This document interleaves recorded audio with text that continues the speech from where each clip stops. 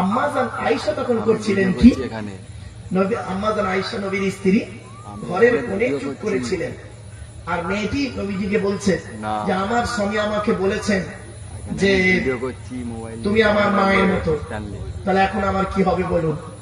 তখন নবীজি বলছেন দেখো, যতদূর পর্যন্ত আমি জানি যে আরবের একটা নিয়ম হচ্ছে, কোন স্বামী যদি তার স্ত্রীকে বলে তুমি আমার মায়ের মতো, তাহলে বউ হারাম হয়ে যায়। তো সেই কথা অনুযায়ী তোমার স্বামী স্ত্রীর সংসার বিচ্ছেদ হয়ে গেল। যেই বলেছে তখন মেয়েটি নবীজিকে বলছে কেন, এটা কি করে হলো, আমার স্বামী তো আমাকে তলাক দেয়নি, তালাক নয় তলাক দেয়নি। বলি দেখো আমি তা বলতে পারবো না, এই প্রথা অনুযায়ী কিন্তু তোমার স্বামী স্ত্রী তোমরা বিচ্ছেদ হয়ে গেছে। তো নবীজিকে লোকটি তর্ক বিতর্ক করছে, আমার বাচ্চাদের কি হবে, ওই যে লোকটি আমার সংসার করলো, আমার জীবন যৌবন সব শেষ করে দিল, ইত্যাদি ইত্যাদি, আমি এই বাচ্চাদের নিয়ে খাওয়াবো কি, ইত্যাদি ইত্যাদি। নবীজি চুপ করে আছেন, নবীজি চুপ করে আছেন। তেমন তো অবস্থায় মেয়েটি নবীকে বলতে বলতে বলতে বলতে আল্লাহকে অভিযোগ করছে, আল্লাহকে, আল্লাহ আমার কি হবে, আমার এই ছেলেটা আমার জীবন যৌবন সব নষ্ট করলো, আমার বাচ্চাগুলো খাবে কি, ইত্যাদি ইত্যাদি। অনেক চিল্লা চিল্লি করার পরেই নবীজি সঙ্গে সঙ্গে চুপ করে আছে। এমন অবস্থায় আল্লাহ পাক জিবরাইলকে পাঠালেন, ওই মেয়েটির ওই প্রশ্নের উত্তর দেওয়ার জন্য পাঠালেন। তো এই সূরার প্রথমেই 6টা আয়াত আছে, ওই মেয়েটির উত্তর দিচ্ছে, ওই মেয়েটির উত্তর আল্লাহ পাক দিচ্ছেন কিভাবে দেখুন।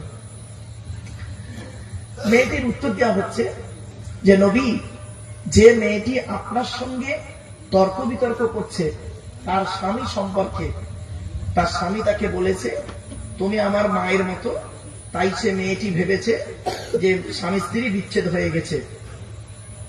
অতএব নবী তুমি বলে দাও এটা সঠিক কথা নয়, ওরা যা বলছে ভুল বলছে, আরবের যে নিয়মটা ছিল এটা ভুল নিয়ম। মা সেই হয় যে মা পেটে ধরে জন্ম দেয়, অরিজিনাল মা হলো সেই। কেউ যদি কাউকে মা বলে, মা তার হারাম হয়ে, বউ হারাম হয়ে যায় না। কিছু বুঝতে পারছেন? তবে হ্যাঁ, ইমামদের মতে তারা বলেছে কোন ব্যক্তি যদি তার স্ত্রীকে বলে তুমি আমার মায়ের মতো, এই কথার মধ্যে দুটো ভাগ আছে। এক নম্বর হলো যদি কেউ বলে তার স্ত্রীকে যে আমার মা যেভাবে রোজা রাখতো, আমার মা যেভাবে তাহাজ্জুদের নামাজ পড়তো, আমার মা যেভাবে আল্লাহর ইবাদত করতো, তোমার মধ্যে সেই জিনিসগুলো আমি দেখতে পাচ্ছি, এতে বউ হারাম হবে না বা তলাক যাবে হবে না।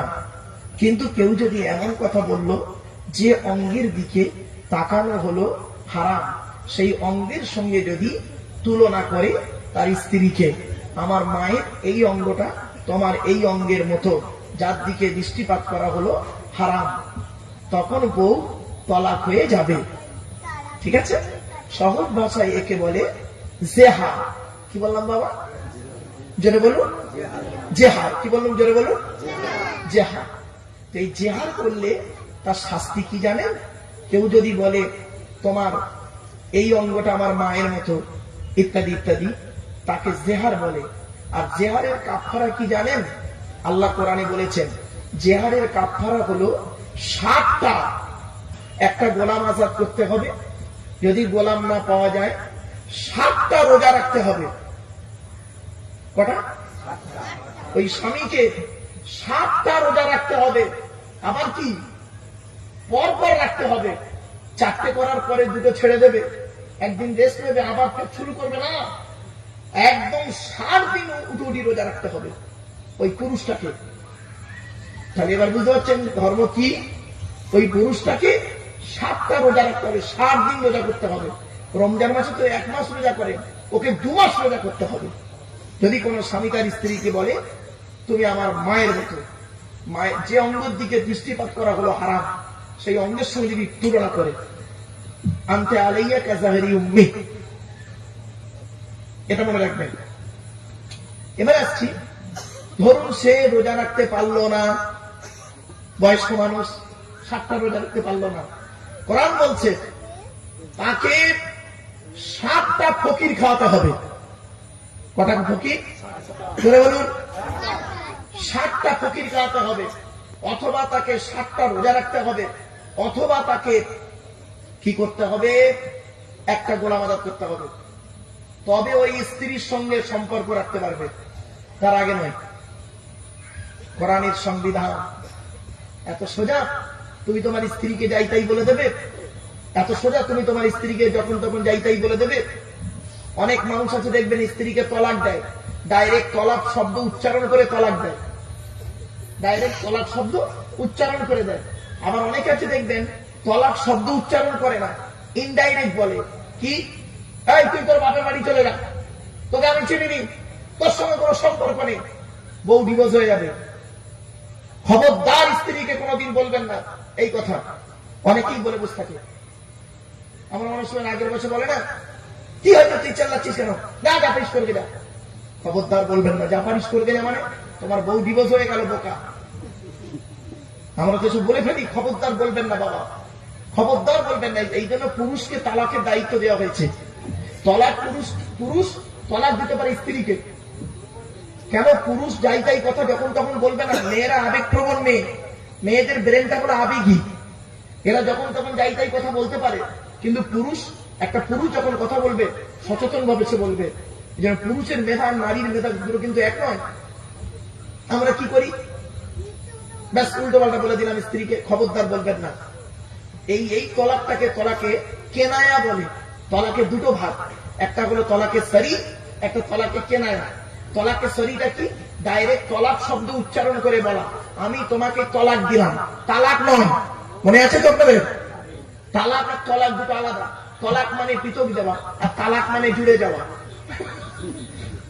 এই জন্য মনে রাখবেন, আমি যখন তলাক উচ্চারণ করছি বারবার, যে কোন স্বামী যদি তার স্ত্রীকে বলে আমি তোমাকে তলাক দিলাম, আমি ছেড়ে দিলাম, তার যদি ওই স্ত্রীকে আবার নিতে চায়, নিতে গেলে কি করতে হবে? অন্যের সঙ্গে বিবাহ দিতে হবে। সে যদি ছাড়ে আবার তোমাকে ইদ্যত পালন করে নিতে হবে। তুমি ছেড়ে দিয়েছো, আবার নেবে কেন? এটাই হলো জবান। ইসলামে জবানের গুরুত্ব খুব বেশি, ইসলামে জবানের গুরুত্ব খুব বেশি। এজন্য জবান যাকে দেবেন তাকে চেষ্টা করবেন পূরণ করা। ওয়াদা করলে খেলাপ করবেন না, কথাগুলো একটু চেষ্টা করবেন। এগুলো হচ্ছে ইসলামের আদর্শ। চলো, তো ওই মেয়েটি বারে বারে নবীজিকে বলছেন যে আমার কি হবে, আমার স্বামী আমাকে বললো তুমি আমার মায়ের মতো, আমি এখন কোথায় যাব, এটা কি ইসলামের আদর্শ, ইত্যাদি ইত্যাদি ইত্যাদি ইত্যাদি বলছে। তখন নবীজি চুপ করে আছেন। এমত অবস্থায় আল্লাহ পাক কোরআনের আয়াতটা নাযিল করে দিলেন, সূরা মুজাদালা। কি? বিসমিল্লাহির রহমানির রহিম। قد سمع الله قول التي تجادلك في زوجها وتشتكي إلى الله والله يسمع تحاوركما إن الله سميع بصير। প্রথম আয়াত বাংলা মানেটা কি? ওই যে গল্পটার সঙ্গে মিলছে দেখুন। قد سمع الله قول التي تجادلك في زوجها। হে নবী, আপনার সঙ্গে যে মেয়েটি ঝগড়া করছে, তর্ক বিতর্ক করছেন, ওই তর্ক বিতর্কটা, আপনার এবং ওই মেয়েটির তর্ক বিতর্ক সবই আল্লাহ শুনেছেন। জোরে বলুন। এবং মেয়েটি যে আল্লাহর কাছে অভিযোগ করছে, এটাও আল্লাহ রাব্বুল আলামিন শুনেছেন। তাহলে নবীজি, তোমার সঙ্গে যে মেয়েটি তর্ক বিতর্ক করছেন ওই কথাটাও আল্লাহ শুনেছেন। আবার মেয়েটি যে আল্লাহর কাছে অভিযোগ করছেন ওটাও আল্লাহ রাব্বুল আলামিন শুনেছেন। আল্লাহ ইন্নাল্লাহা সামিউম বাসীর। আর নিশ্চয়ই আল্লাহ হলেন অত্যাধিক শ্রবণকারী এবং দর্শনকারী। আল্লাহ শুনছেন এবং আল্লাহ দেখছেন। আপনারা এখানে বসে আছি, আল্লাহ রাব্বুল আলামিন শুনছেন। এই কোরআনের আয়াতগুলো আল্লাহ রাব্বুল আলামিন শুনছেন এবং আল্লাহ রাব্বুল আলামিন দেখছেন। ভাবতে পেরেছেন? ভাবতে পারবেন না? ওই যে মেয়ে ছেলেটা সালাবা, ওই মেয়ে ছেলেটি করেছে কি জানেন? সালাবা বলে মেয়েটি, ওই মেয়েটি একদিন আল্লাহ নবী ইন্তেকাল করলেন। আল্লাহ নবীর পরে রাষ্ট্রপতি হলেন হযরত আবু বকর সিদ্দিক রাদিয়াল্লাহু তাআলা আনহু। তারপর আবু বকর সিদ্দিক রাদিয়াল্লাহু তাআলা আনহু ইন্তেকাল করলেন। তারপর হযরত ওমর ফারুক রাদিয়াল্লাহু তাআলা আনহু রাষ্ট্রপতি হলেন। একদিন হযরত ওমর রাদিয়াল্লাহু তাআলা আনহু রাস্তা দিয়ে যাচ্ছে কিছু সঙ্গীকে নিয়ে, আর ওই মেয়েটি, ওই যার কথা শুনে আল্লাহ কোরআনে আয়াত নাযিল করেছে সালামা বলে মেয়েটি, ওই মেয়েটি রাস্তার ধারে দাঁড়িয়ে ডাইরেক্ট ওমর রাদিয়াল্লাহু তাআলা আনহুকে ডাকছে, হে ওমর। সেই ডেকেছে না, ডাকতে, আরে রাষ্ট্রপতিকে যদি কেউ নাম ধরে ডাকে কিরকম হবে বলুন তো দেখি? আরে ভাই বলুন না, অবাক লাগবে না? রাষ্ট্রপতি লোক, কত লোক সঙ্গে রয়েছে, আর ওই মেয়েটি করছে কি বলছে, হ্যাঁ ওমর। যেই দেখেছে না হযরত ওমর রাদিয়াল্লাহু তাআলা চমকে গেছে। আরো মানুষগুলো অবাক, মানুষগুলো মনে হচ্ছে কি বেয়াদব মেয়ে, এত বড় একটা রাষ্ট্রপতি আমিরুল মুমিনিন নাম ধরে ডাকছে এত লোকের সামনে। তখন হযরত যেই নামটা ধরে ডেকেছেন না, হযরত ওমর রাদিয়াল্লাহু তাআলা করেছেন কি জানেন? একদম মাটির মানুষ হয়ে গেছে, মাটির মানুষ, মাটির মানুষ হয়ে হযরত ওমর রাদিয়াল্লাহু তাআলা আনহু একেবারে মাটির মানুষ হয়ে ওনার সামনে গিয়ে একদম করজোড়ে দাঁড়িয়ে আছে ভীতু অবস্থায়। জি বলেন। ওমর রাদিয়াল্লাহু তাআলা আনহুর পাশে যারা দাঁড়িয়ে আছে তারা অবাক, কি এমন মেয়ে ছেলে, কি এমন মেয়ে ছেলে যে এত বড় একটা রাষ্ট্রপতির নাম ধরে ডাকলো, আর রাষ্ট্রপতি ওনার কাছে গিয়ে একদম পুরো বিনয়ী সহিত কথা বলছে, অনেকক্ষণ ধরে দাঁড়িয়ে আছে, আমরাও দাঁড়িয়ে আছি, কি এমন মেয়ে রাস্তার ধারে।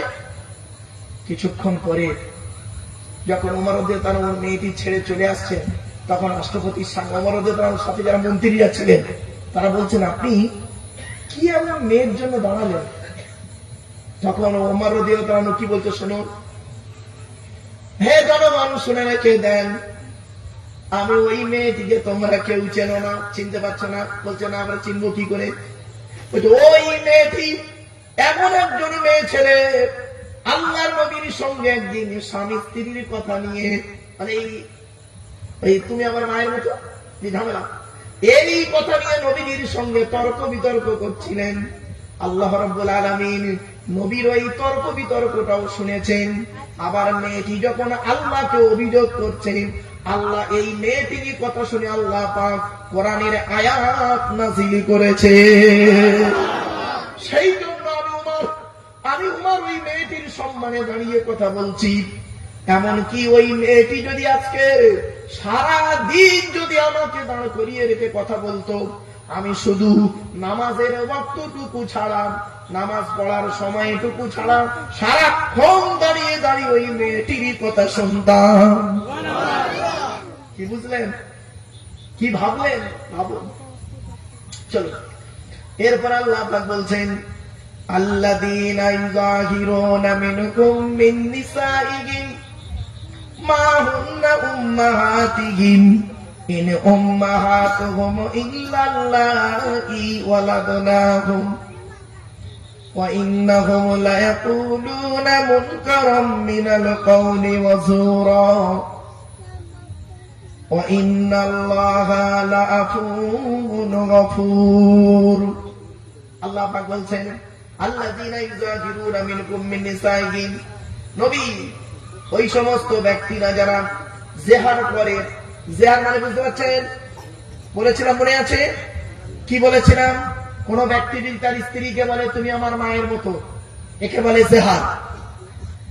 কোন ব্যক্তি যদি তার স্ত্রীকে বলে তুমি আমার মায়ের মতো, একে বলে জিহার।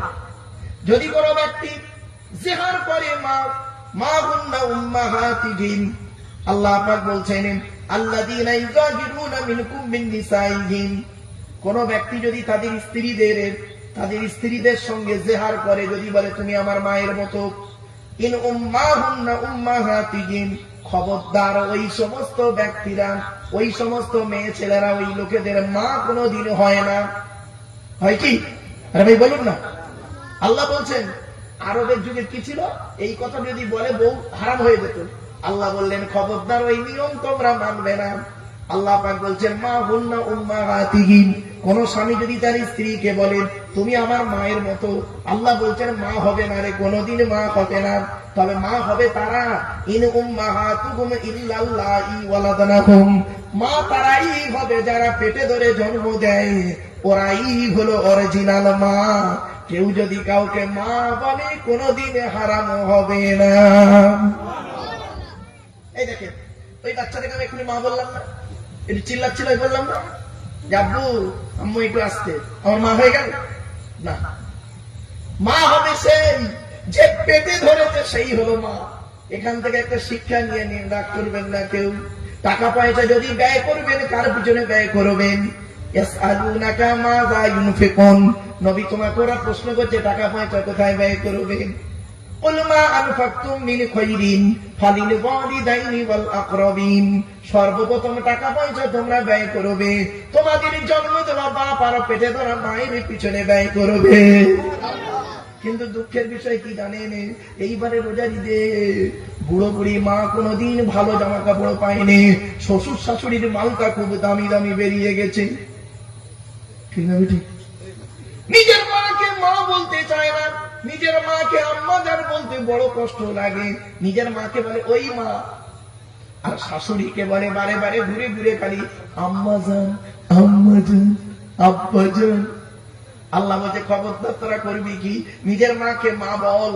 তাই আল্লাহ বলছে কোন ব্যক্তি যদি মা বলে, কোন ব্যক্তিকে সে মা হয়ে যায় না। অরিজিনাল মা হলো ইন উম্মাহাতুহুম ইনদাল্লাহি ওয়ালাদারাহুম, ওই হবে অরিজিনাল মা। যে তার পেটে ধরেছে ওই হলো অরিজিনাল মা। আর আমরা করেছি কি, নিজের জন্ম দেওয়া মায়ের পেটে ধরা মাকে কোনোদিন আদর ভালোবাসা শ্রদ্ধা দিয়ে ডাকি না, পাঠানো মাকে খুব ভালোবাসি।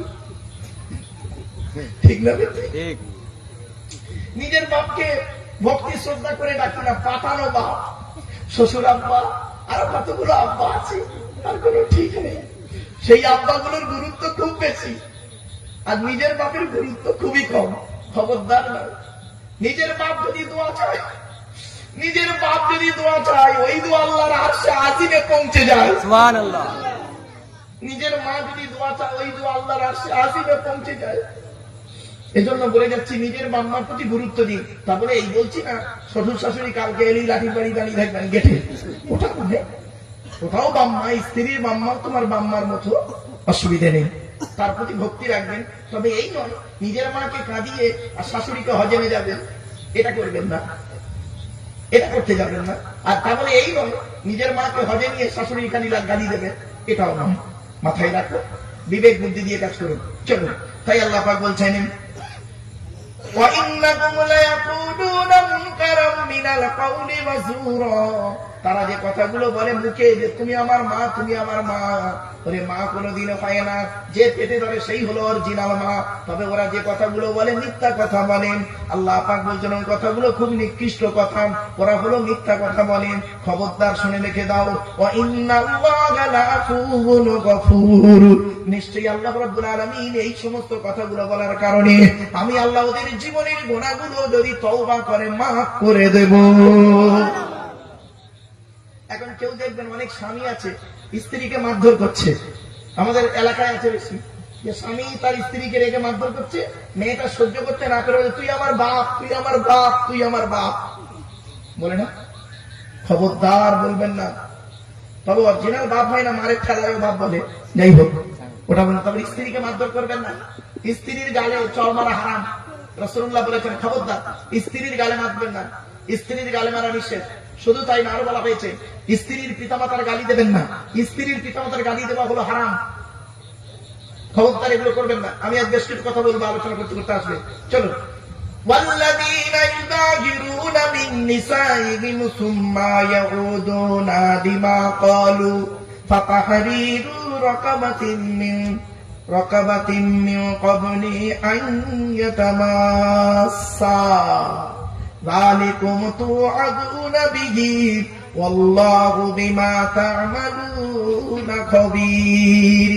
আচ্ছা বাপেরা, আপনাদের বলেছিলাম মনে আছে কি কথা? দেখুন তো, সে গল্প যখন বলছিলাম, কোন ব্যক্তি যদি তার স্ত্রীকে বলেন তুমি আমার মায়ের মতো, তাহলে কি হবে? একে বলে জেহাদ, তাই তো? একে কি বলে? বলে বলুন, জেহাদ। তাহলে জেহাদ কাকে বলে? কোন স্বামী যদি তার স্ত্রীকে বলে তুমি আমার মায়ের মতো, এটা হলো জেহাদ। ক্লিয়ার? এখন যদি ওই স্ত্রী, ধরুন একজন ব্যক্তি তার স্ত্রীকে বললো তুমি আমার মায়ের মতো, এটা হলো জেহাদ। এখন ফের যদি ওই স্ত্রীর সঙ্গে সম্পর্ক রাখে, শারীরিক, মানসিক, দৈহিক ইত্যাদি, তাহলে তার কি করতে হবে? কোরআন বলছে প্রথম কাজ হলো একটা গোলাম আজাদ করতে হবে, বলেছিলাম মনে আছে? গোলাম আজাদ করতে হবে, তবে স্ত্রীর সঙ্গে সম্পর্ক করতে পারবে, নইলে পারবে না। বললে কেন? কোরআন বলতে তুই বললি কেন? কোথায় কি জ্ঞান আছে বলতে পারিস না? খালি এই জায়গাটায় ছাড়লাম না। অনেকে দেখবেন বলে হুজুর আমাকে এত মশলা এসেছে, ফোন করি হুজুর হুজুর একটা মশলা জানবো। বললাম কি? বলছে হুজুর ধরুন, হুজুর আমাকে বলছে হুজুর ধরুন কোন স্বামী তার স্ত্রীকে রেগে মেগে যদি বলেছে 1 তলাক 2 তলাক 3 তলাক, বউ তলাক হয়ে যাবে। ও তার মানে আমি বললাম বাবা ব্যক্তিটা কে? বলছে ধরুন এক ব্যক্তি। আমি তুমিই তো বাবা। আমি তুমি আমাকে বীজগণিত শেখাওনি বাবা, ধরা যাক। পাটিগণিত আমরা বলি না, ধরা যাক। বীজগণিতে বলি ধরা যাক। পাটিগণিত বিজ্ঞানিক শেখাই না বাবা, তুমি ডাইরেক্ট আমাকে বলো যে হুজুর আমি একটা ভুল করে ফেলেছি, আমার স্ত্রীকে আগের বছর ফোনের মাধ্যমে আমি তলাক দিয়েছি, এখন রাস্তাটা কি? তত ঘুরিয়ে কান ধরার দরকার নেই বাবা, ভুল তো করেছ, আল্লাহর কাছে ডাইরেক্ট ক্ষমা চাও। আর আমার কাছে চুরি করে লাভ নেই, ডাইরেক্ট কথাটা বলো। আলেমদের কাছে মিথ্যা না বলে ডাইরেক্ট কথাটা বলো, হুজুর এই ঘটনা ঘটে গেছে, কি করবো এখন? যাক, তাই আল্লাহ পাক বলছেন কি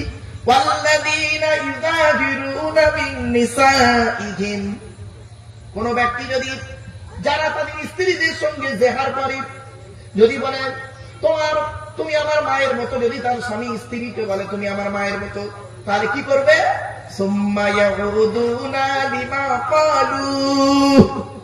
ফের যদি ওই স্ত্রীকে নিয়ে সংসার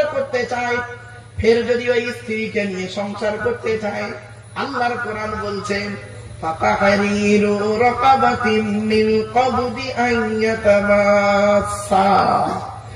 স্ত্রীর সঙ্গে সঙ্গম করার আগে যেন একটা গোলাম আজাদ করতে হবে।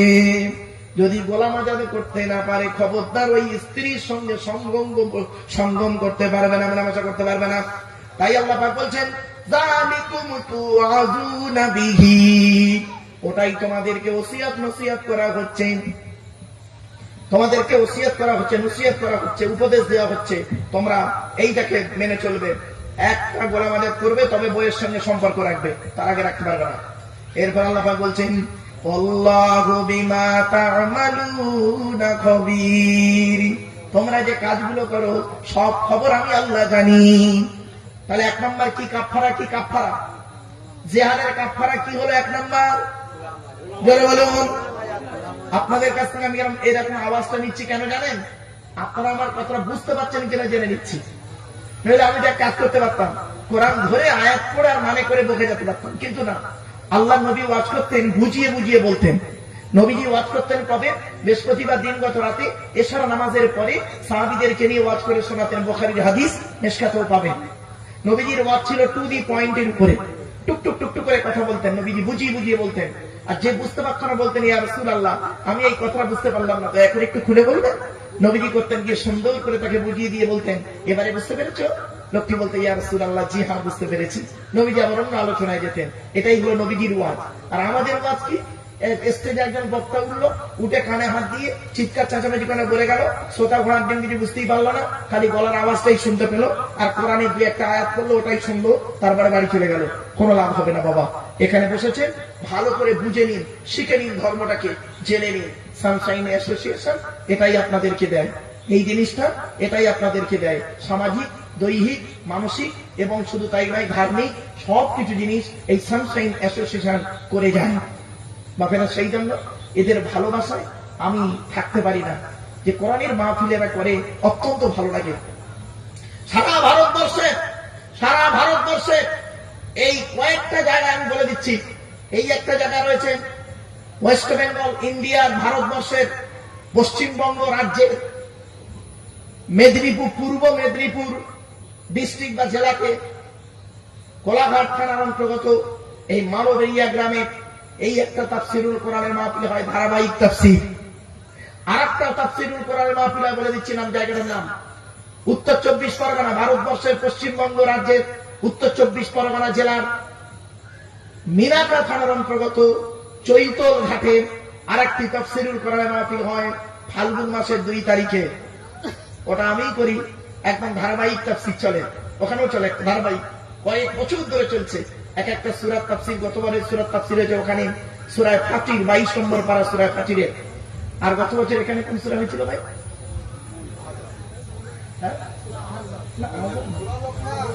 সূরা লোকমান, সূরা লোকমানের হয়েছিল গত বছরে, এবছর সূরা মুজাদালা চলছে। চলো ইনশাআল্লাহ। এরপর আল্লাহ পাক আমাদের জিয়ারের কাফারা প্রথমটা কি বললো? জোরে বলুন, গোলাম আজাদ করতে হবে। এখন গোলাম আজাদ যদি, এখন তো গোলাম নেই, আছে কি এখানে ভারতে পশ্চিমবাংলায় গোলাম আছে? নেই। তাহলে কি করবেন? আল্লাহ বলছেন টেনশন নিবি না, টেনশন নিতে হবে না, আমি ব্যবস্থা করে দিচ্ছি। ফামাল্লামি ইয়াজিদি ফাসিয়ামু শাহরাইনি মুতাতাবিআইনি মিন ক্বাবলি আন ইয়াতামাসসা। আল্লাহ পাক বলছেন যদি তোরা গোলাম আজাদ করতে না পারি, গোলাম যদি না পাস, তাহলে কি করবি? 7টা রোজা রাখতে হবে। শাহরাইনি মুতাতাবিআইনি, 2 মাস রোজা রাখতে হবে কন্টিনিউ। মুতাতাবিআইনি মানে হচ্ছে পরস্পর পরস্পর, কোন রকম মাঝখানে বিশ্রাম দিলে হবে না। প্রত্যেকটা রোজার পরের দিন রোজা, 7 দিন রোজা রাখতে হবে। কেন তুমি মুখ থেকে বের করলেন তোমার স্ত্রীকে কেন তুমি বললে তুমি আমার মায়ের মতো? এই কথাটা বলার পানিশমেন্ট হলো একটা গোলাম আজাদ করতে হবে, নইলে 2 বছর রোজা রাখতে হবে। খবরদার, যা করেছো ভুল করে যা, তওবা করে নাও। এবার ধরুন গোলাম এই রোজাও রাখতে পারছেন না, আপনি খুব অসুস্থ মানুষ, অসুস্থ মানুষ রোজা রাখতে পারছেন না, কি হবে এখন? আল্লাহ বলে টেনশন তো নিতে হবে না। আল্লাহ এরপরে ঠিক বলেছে। এই যে বললেন আমি খুশি হলাম, কারণ আগে আমি গল্প আকারে বলে দিয়েছি, জিনিসটা বলিনি। এই জন্য আমি গল্প আকারে বলে দিলে কি হয় জানেন, পড়াতে সুবিধা হয়। এই জন্য সাবজেক্ট, আমি যখনই সাবজেক্ট পড়াই, যে ক্লাসে গিয়ে যে সাবজেক্ট পড়াই, ধরুন ইংরেজি ক্লাস নিতে গেছি, স্যার হয়তো পাঠালো, আমি ইংরেজি ক্লাস নিতে গিয়ে আমি কি করি জানেন, ওই ইংরেজি যে মূল জিনিসটা গল্পটা ওদের পড়িয়ে দিলাম, এবার মানে ওয়ার্ড মিনিং করে মানে করে বুঝিয়ে দিলাম, তাহলে ওদের বুঝতে সুবিধা হয়ে গেল। এটাই হচ্ছে পড়ানোর টেকনিকা। আজকে আমি প্রথমেই করলাম কি, গল্প আকারে বলে দিয়েছি, একটা গোলাম আজাদ করতে হবে, নইলে 7টা রোজা রাখতে হবে। যদি রোজা রাখতে না পারো তাহলে 7টা ফকির খাওয়াতে হবে। আমার ভাই বলল, এই দেখেন আল্লাহ পাক কোরআনে বলছেন ফামাল্লাম ইয়াস্তাতি ফাইতআমু সিত্তিনা মিসকিনা, যদি 7টা রোজা রাখতে না পারো তাহলে 7টা মিসকিনকে খাওয়াতে হবে। যালিকা লিতুমিনু বিল্লাহি ওয়া রাসূলিহি, এটাই হলো তোমাদের জন্য কাজ। যদি তোমরা আল্লাহর উপরে ঈমান আনো আর রাসূলের উপরে ঈমান আনো, যদি তোমরা মুসলমান মুমিন বলে দাবি করো, তাহলে যদি তুমি তোমার স্ত্রীর সঙ্গে জেহার করো, যদি তোমার স্ত্রীকে বলো তুমি আমার মায়ের মতো, তাহলে তার 3টে পানিশমেন্ট কি? কাফারা, জরিমানা হলো 3টের যে কোনো একটা করো। একটা গোলাম আজাদ করো, যদি গোলাম আজাদ না পাও, গোলাম যদি না পাও, তাহলে 7টা রোজা রাখো, পরস্পর রোজা রাখতে হবে। যদি তোমার শরীর অসুস্থ হয়, রোজা রাখতে পারবে না, তাহলে 7টা মিসকিনকে খাওয়াতে হবে। এটা হলো জিহাদের কাফারা। আর কসমের কাফারা কি জানেন? আমরা তো অনেক সময় কসম খাই না, কসমের কাফারা কি? 3টে। কি কি কসমের কাফারা হলো? ফাকাফারাতুহু ইতামু 10 মাসাকিন। কোন ব্যক্তি যদি কসম খায়, ধরুন আমি কসম করে বললাম, আল্লাহর কসম করে বলছে এই ছেলেটির সঙ্গে কথা বলবো না, এখন যদি ওর সঙ্গে কথা বলি তাহলে কি করতে হবে? 10টা ফকির খাওয়াতে হবে, অথবা 10টা ফকিরকে কাপড় দান করতে হবে, অথবা একটা গোলাম আজাদ করতে হবে, অথবা 3টে রোজা রাখতে হবে। তাহলে কসমের কাফারা আর জিহাদের কাফারা দুটো কিন্তু আসমান জমিন তফাৎ। কসমের কাফারাতে ফকির খাওয়াতে হবে কটা? জোরে বলুন, 10টা ফকিরকে। যদি 10টা ফকির খাওয়াতে না পারেন, 10টা ফকিরকে কি করতে হবে? কাপড় দিতে হবে। তাও যদি না পারেন তাহলে কি করবেন? একটা গোলাম আজাদ করতে হবে। গোলামও আপনি পাচ্ছেন না, গরিব মানুষ, কি করবেন? কমসে কম 3টে রোজা রাখতে হবে। যালিকা কাফারাতু আইমানিকুম, এটা হলো কসমের কাফারা। আর জিহাদের কাফারা কি? একটা গোলাম আজাদ করতে হবে, তা যদি না পারো তাহলে 7টা রোজা রাখতে হবে, অথবা 7টা মিসকিনকে খাওয়াতে হবে। এটা কাদের জন্য? যারা মুমিন বলে দাবি করবে পৃথিবীতে। আচ্ছা ভাই, আপনারা মুমিন বলুন না? আমরা মুমিন তো নাকি? জোরে বলুন। আল্লাহকে বিশ্বাস করি, নবীকে বিশ্বাস করি। যদি এইটা করে থাকি, তাহলে যদি কোনোদিন আপনার স্ত্রীকে আপনি বলে ফেলেন তুমি আমার মায়ের মতো, তাহলে এই তিনটের একটা আদায় করতে হবে। খবরদার, সাবধানী স্ত্রীর সঙ্গে কথা বলবে। তাহলে আজ থেকে গিয়ে মুখে কি স্যালোটেপ মেরে দেবেন? ঝামেলা হয়ে যাবে। চলেন, আল্লাহ পাক বলছেন কি? আচ্ছা, এইটা কার বিধান? জোরে বলুন, জোরে বলুন।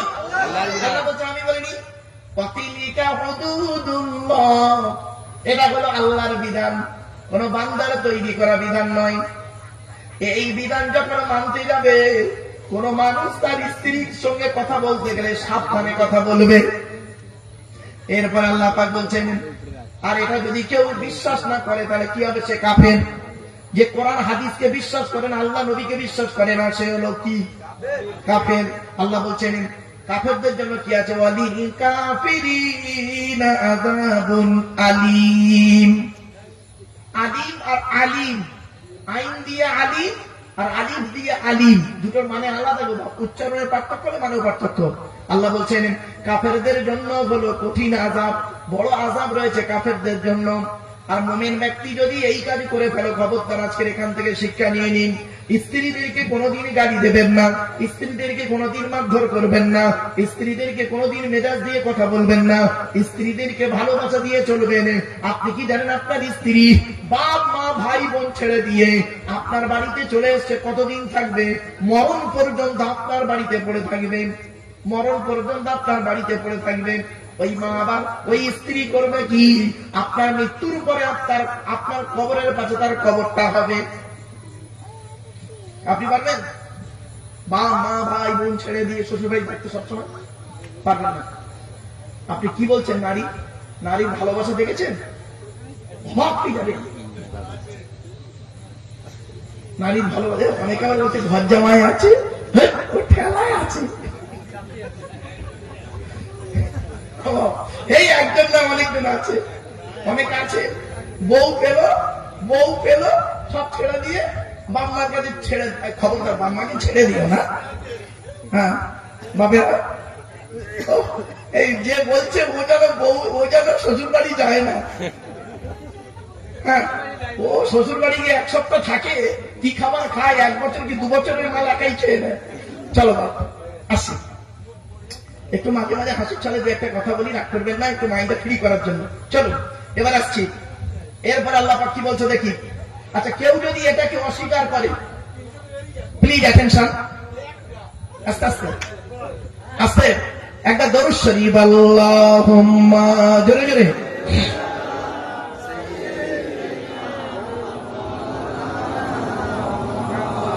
ওয়া আলা আলি সাইয়্যিদিনা। আচ্ছা বাপেরা, দরুদ শরীফটা পড়লাম কেন? আল্লাহ নবী বলেছেন মান সাল্লা আলাইহি ওয়াহিদাতান সাল্লাল্লাহু আলাইহি আশারান, যে ব্যক্তি আমার উপরে একবার দরুদ শরীফ পাঠ করবে, আল্লাহ রাব্বুল আলামিন তার আমলনামায় 10টা নেকি লিখে দেবে। আল্লাহ নবী বলেছেন ওই মজলিসের প্রতি আল্লাহর রহমত নাযিল হয় না যে মজলিসে নবীর উপরে দরুদ পাঠ হয় না। সুতরাং যে মজলিসে, যে মাহফিলে আল্লাহর নবীর উপরে দরুদ পাঠ করা হয়, ওই মজলিসের প্রতি আল্লাহর রহমত নাযিল হয়। এজন্য মাঝে মাঝে দরুদ শরীফ পড়ব, চিন্তা নেই। চলেন, এরপর আল্লাহ পাক বলছেন যে সমস্ত নিশ্চয়ই যারা আল্লাহ এবং রাসূলের বিরোধিতা করবেন, ইন্নাল্লাযীনা ইউহাদ্দুনাল্লাহা ওয়া রাসূলাহু কুবিতু কামা কুবিতাল্লাযীনা মিন ক্বাবলিহিম ওয়া ক্বাদ আনজালনা আয়াতিন বায়্যিনাত ওয়া লিল কাফিরিনা আযাবুম মুহিন। আল্লাহর কোরআন জানিয়ে দিল ইন্নাল্লাযীনা ইউহাদ্দুনাল্লাহা ওয়া রাসূলাহু, নিশ্চয়ই যারা আল্লাহ এবং রাসূলের বিরোধিতা করবে, আল্লাহ এবং রাসূলের বিরোধিতা করবে। আর কি করবে? আল্লাহ বলেন কুবিতু কামা কুবিতাল্লাযীনা মিন ক্বাবলিহিম, আল্লাহ তাদের অপমানিত লাঞ্ছিত করে ছাড়বে, যেমন পূর্ববর্তীদের অপমানিত লাঞ্ছিত করে ছেড়েছেন। আদ জাতি এসেছিল, হুদ নবীকে অত্যাচার করেছে, সলেহ নবীকে অত্যাচার করেছে সামুদ জাতি, ইব্রাহিম নবীকে অত্যাচার করেছে, মুসা নবীকে অত্যাচার করেছে, জাকারিয়া নবীকে অত্যাচার করেছে ইহুদি নাসারারা। ওই ইহুদিরা সমস্ত নবীদের প্রতি অত্যাচার করেছে। আল্লাহ বলেন ওই জাতি যদি একবার বলে আল্লাহ আমাদের ধ্বংস করে দাও, আমি আল্লাহ ওই জাতিকে পুরো শেষ করে দেবো। আর ওই জাতিটা হলো মুসলমানদের চরম শত্রু। বাস্তব বলছি, আগে কথাগুলো বলতে হবে কেন? আজ ফিলিস্তিনের দিকে তাকান, গাজার দিকে অবস্থাগুলো দেখলে অবাক হয়ে যাবেন। দুঃখের বিষয়, দুঃখের বিষয় বলে একটা সৌদি আরবের স্যাটেলাইট থেকে কয়েক হাজার কিলোমিটার দূরে চাঁদ দেখতে পাচ্ছে। ঈদের চাঁদ কয়েক হাজার কিলোমিটার দূর থেকে স্যাটেলাইটে দেখতে পাচ্ছে। আর সৌদি আরব থেকে ফিলিস্তিনের গাজা হলো মাত্র 1300 কিলোমিটার। ওখানে এই করুণ দৃশ্যটা ওদের স্যাটেলাইটে ধরা পড়ে না। কি বুঝতে পারছেন আমার কথা? মনে রাখবেন, গাজার একজন ইমাম সাহেব দুঃখ করে বলেছিল, গাজার একজন ইমাম সাহেব দুঃখ করে বলছে, ওরে পৃথিবীর মুসলমানেরা, তোরা প্রতিদিন 5 ওয়াক্ত জামাত নামাজের জামাত আদায় করিস। আমি ফিলিস্তিনের একজন ইমাম সাহেব বলছি, আমি প্রতিদিন 6 ওয়াক্তর নামাজ আদায় করি। 5 ওয়াক্ত ফরজ নামাজের আদায়, 5 ওয়াক্ত ফরজ নামাজের জামাত করি। আর একটা জানাজার জামাত আমার প্রতিদিন পড়াতে হয়। জানাজার নামাজ প্রত্যেক দিন জানাজা। বাপেরা ও মুসলমান, এই মুসলমান এরা এত ইমানদার। একজন বাচ্চা মারা যাওয়ার আগে আল্লাহ আল্লাহ বলে চিৎকার করে বলেছিল, ওরে পৃথিবীর মানুষ, আমি আল্লাহর কাছে গিয়ে সব বলে দেব। মনে আছে সেই বাচ্চাটার কান্না? আল্লাহ বলে, আমার বাচ্চা আমার বান্দার উপরে যদি কেউ অন্যায় ভাবে অত্যাচার করে, তার আমি অপমান করে ছাড়বো। তাই জ্বলন্ত প্রমাণ ক্যালিফোর্নিয়ার দিকে একবার তাকিয়ে দেখবেন। মনে করছেন? ভুলে গেছেন?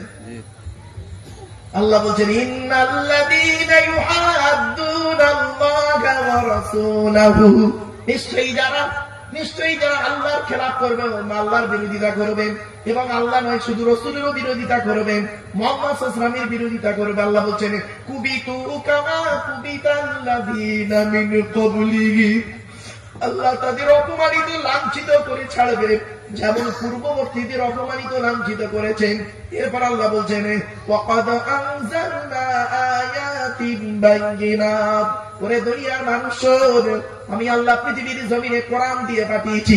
এই কোরআন সব জিনিসের উদাহরণ দিয়ে দিয়েছি। ওয়ালাকাদ সাররাফনা ফি হাযাল কুরআন লিন-নাসি মিন কুল্লি মাসাল। আল্লাহ রাব্বুল আলামিন সূরা কাফের মধ্যে বলে দিলেন, আমি আল্লাহ এই কোরআনের ভিতরে পৃথিবীর সমস্ত জিনিসের বর্ণনা উদাহরণ সহ পাঠিয়ে দিয়েছি। উদাহরণ সহ মানুষের জন্য পাঠিয়ে দিয়েছি, সব উদাহরণ। চলুন এরপর আল্লাহ পাক বলছেন, ওয়ালিল কাফিরিনা আযাবুম মুকিন, ওরে কাফেরদের জন্য কঠিন শাস্তি অপেক্ষা করছেন। ওরে দুনিয়ার মানুষ, তোরা মুসলমানদের মারবি, তোরা কোরআনকে নিভিয়ে দেওয়ার চেষ্টা করবি, আমার নাকি শুনবি নতুন নতুন কোরআন তৈরি হবে। ওরে পৃথিবীর মানুষ, আজ থেকে 1400 বছর পর থেকে, আল্লাহর নবী ইন্তেকালের পর থেকে আজ পর্যন্ত পৃথিবীর যত মানুষ নকল কোরআন তৈরি করতে পেরেছে, কোনদিন তারা লাভবান হতে পারেনি। এমনকি সিদ্ধান্ত নেওয়া হলো, এ কোরআন, সমস্ত কোরআন গুলোকে পানিতে ফেলে দাও, সমস্ত কোরআন গুলিকে পুড়িয়ে দাও, আর পৃথিবীর মানুষ কেউ কোরআন তৈরি করতে পারবে না, পড়তে পারবে না। আল্লাহ নিজেই বলছে, ইন্না নাহনু নাযালনা যিকরা ওয়া ইন্না লাহু লাহাফিজুন, আমি আল্লাহ কোরআন নাযিল করেছি, ওই কোরআনকে হেফাজত করার মালিক হলাম আমি আল্লাহ। সুবহানাল্লাহ। আল্লাহ বলে, পৃথিবীর সমস্ত কোরআনগুলো যদি ফেলে দিস, পৃথিবীর সমস্ত কোরআনগুলো যদি পুড়িয়ে দিস, মনে রাখবি এই পৃথিবীর জমিনে এমন হাফেজ তৈরি করে দেবো, একটা কোরআনের হাফেজকে জিন্দা রেখে দেবো, আবার এই কোরআন শত শত তৈরি করে নেব। কি ভাবলেন? পৃথিবীর এমন কোন ধর্মগ্রন্থ নেই মুখস্থ করতে পারে, পৃথিবীর এমন কোন ধর্মগ্রন্থ নেই যে মুখস্থ করতে পারে, একমাত্র কোরআন। গোটা কোরআন মুখস্থ একজন হাফেজ সাহেব বসে গোটা কোরআন সকাল থেকে সন্ধ্যা পর্যন্ত মুখস্থ বলে দিব। কি ভাবছেন? এই সেই কোরআন। আর সেই কোরআনের তাফসীর আপনারা শুনছেন। যারা পৃথিবীর মানুষ এই কোরআনের কাছে মাথা নত করে দিয়েছে, কি নেবেন? কোরআন ও বিজ্ঞানের আলোচনা যদি করি কল্পনা করতে পারবেন না। কোরআন ও বিজ্ঞানের আলোচনা, কোরআনের কোন আয়াত থেকে 1000 আয়াত হলো বিজ্ঞান ভিত্তিক। ফিঙ্গারপ্রিন্ট কোরআন থেকে বেরিয়েছে, চোখের রেটিনা কোরআন থেকে বেরিয়েছে। কি নেবেন কোরআন থেকে? সবই ভূগোল কোরআন থেকে বেরিয়েছে। টপোস্ফিয়ার, এক্সোস্ফিয়ার, আয়নোস্ফিয়ার কি নেবেন? বায়ুমণ্ডলের স্তর সবই রয়েছে কোরআন থেকে। ভৌত বিজ্ঞান কোরআন থেকে বেরিয়েছে। জীবন বিজ্ঞান কোরআন থেকে বেরিয়েছে। হিস্টোরি কোরআন থেকে বেরিয়েছে। ভাবতে পারবেন না, সারা পৃথিবী অবাক হয়ে যাচ্ছে যে মুসলমানদের একটা ধর্মগ্রন্থ, কি ধর্মগ্রন্থ! এই কোরআন যত পড়ে মানুষ তত ইসলামের দিকে ছাড়িয়ে আসছে। বুঝতে পেরেছেন? পৃথিবীর সব থেকে পুরাতন ধর্মগুলোর দিকে লক্ষ্য করুন। সনাতন ধর্ম, ইহুদি ধর্ম, খ্রিস্টান ধর্ম, আর জৈন ধর্ম, বৌদ্ধ ধর্ম, যত ধর্ম আছে, ইসলাম ধর্ম সব থেকে কম বয়সের দিক থেকে। ঠিক না বেটি? মোহাম্মদ ইসলামের পর থেকে আবির্ভাব হয়েছে, কিন্তু ইসলাম শুরু থেকেই ছিল। আবু সাল্লাম মুসলমান ছিলেন, ইব্রাহিম আলাইহিস সালাম মুসলমান ছিলেন, কারণ তিনি মুসলমান নাম রেখেছেন। ইসলাম ধর্ম শুরুতেই আছে, প্রচারটা খুব বেশি হয়েছে, বেশি মানে লোকের সামনে এসে প্রচারটা বেশি হয়েছে মোহাম্মদ ইসলামের মাধ্যম থেকে। তা মোহাম্মদ ইসলামের মাধ্যম থেকে আজ 1400 বছর। এই 1400 বছর একটা ধর্ম, একজন ব্যক্তি, 1400 বছরে একজন ব্যক্তির মাধ্যমে সারা পৃথিবীতে 200 কোটি মুসলমান, জোরে বলে মুসলমান। বুঝতে পেরেছেন? সারা সমীক্ষা বলছে, সমীক্ষা আগামী 50 বছরের মধ্যে, আগামী 50 বছরের মধ্যে সারা বিশ্বে মুসলমান হয়ে যাবে, জোরে বলুন সুবহানাল্লাহ। বলছে এমন ভাবে ইসলাম বেড়ে যাচ্ছে, অন্যান্য ধর্ম থেকে কনভার্ট করে চলে আসছে। কেন? এই ইসলাম ধর্ম শান্তির ধর্ম। ইসলাম আছে নিরাপদ, ইসলাম ধর্ম আছে নিরাপদ। ইসলাম আছে ধর্ষণের শাস্তি, ইসলামে আছে চুরির শাস্তি, ইসলামে আছে ডাকাতির শাস্তি, ইসলামে আছে 2 নম্বরী চিটিংবাজের শাস্তি, ইসলামে আছে মিথ্যাবাদীর শাস্তি, ইসলাম আছে নারীর মর্যাদা, ইসলাম আছে নারীর সম্মান, ইসলাম আছে নারী উচ্চ জায়গায় বসিয়েছে। ইসলামই এমন একটা ধর্ম যে ধর্ম নারীকে নারীকে নারীকে একদম বাচ্চা থেকে তুলে এনে মায়ের সম্মান দিয়েছে, নারীর পায়ের তলায় সন্তানের জান্নাত দিয়ে দিয়েছে। সুবহানাল্লাহ। কি ভাবছেন? ইন্নাল জান্নাতা তাহতা আকদামিল উম্মাহাত। এই ছেলে মেয়েরা, তোমাদের জান্নাত হলো তোমাদের মায়ের পায়ের তলায়, বাবার পায়ের তলায়। ভাবতে পেরেছেন? কোথায় আছে ইসলাম? নারীর মর্যাদা কোথায় দিয়েছে? শুনে রেখে দিন, সমাজ চায় নারীকে পুরুষ বানিয়ে নারীর মর্যাদা দিতে, নারীকে পুরুষ বানিয়ে নারীর মর্যাদা দিতে। আর কোরআন চায় নারীকে নারীর জায়গায় রেখে নারীর মর্যাদা দিতে। দুটো এক না, আলাদা। চলো, এরপর আল্লাহ বলছেন, আমি যে জিনিসগুলো তোমাদেরকে পাঠিয়েছি কোরআন, এগুলো কবে দেবো খবর? পৃথিবীতে আলেমদের মুখ থেকে শুনতে দেবো, বিশ্বাস করছো না তো? শোনো, ইয়াউমা ইয়াবআসুহুমুল্লাহু জামিআন ফায়ুনাব্বিউহুম বিমা আমিলু আহসাহুল্লাহু ওয়া নাসূহু আল্লাহু আলা কুল্লি শাইইন শাহীদ। আল্লাহ বলছেন, ইয়াউমা ইয়াবআসুহুমুল্লাহু জামিআন, আমি আল্লাহ কিয়ামতের মাঠে সকলকে এক জায়গায় জমা করব। সেই মাঠটার নাম কি? বলুন। সেই মাঠটার নাম হলো হাসরের মাঠ। সেই মাঠের একটা সূরার নাম হলো সূরা হাসর। এই মুজাদালার পরে সূরার নাম হলো সূরা হাসর। সেই কিয়ামতের মাঠে সবকটাই এক জায়গায় জমা করব। আল্লাহ বলছেন, জমা করে কি করব? ফায়ুনাব্বিউহুম বিমা আমিলু, পৃথিবীতে তোমরা যা ভালো মন্দ যা করেছো সমস্ত খবর আমি আল্লাহ কিয়ামতের মাঠে দিয়ে দেব। আহসাহুল্লাহু ওয়া নাসূহু, আল্লাহ সবগুলোকে গুনে গুনে গুনে গুনে রেখে দিয়েছে। আল্লাহ সবগুলোকে গুনে গুনে রেখে দেবেন।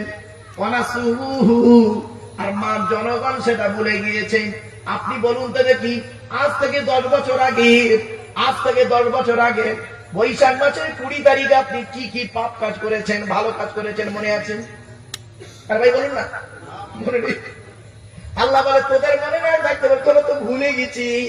আমি আল্লাহ সব স্মরণ করে 2 ফেরেশতার মাধ্যমে লিখে রেখেছি। কিরামান কাতিবিন ইয়ালামুনা মা তাফআলুন।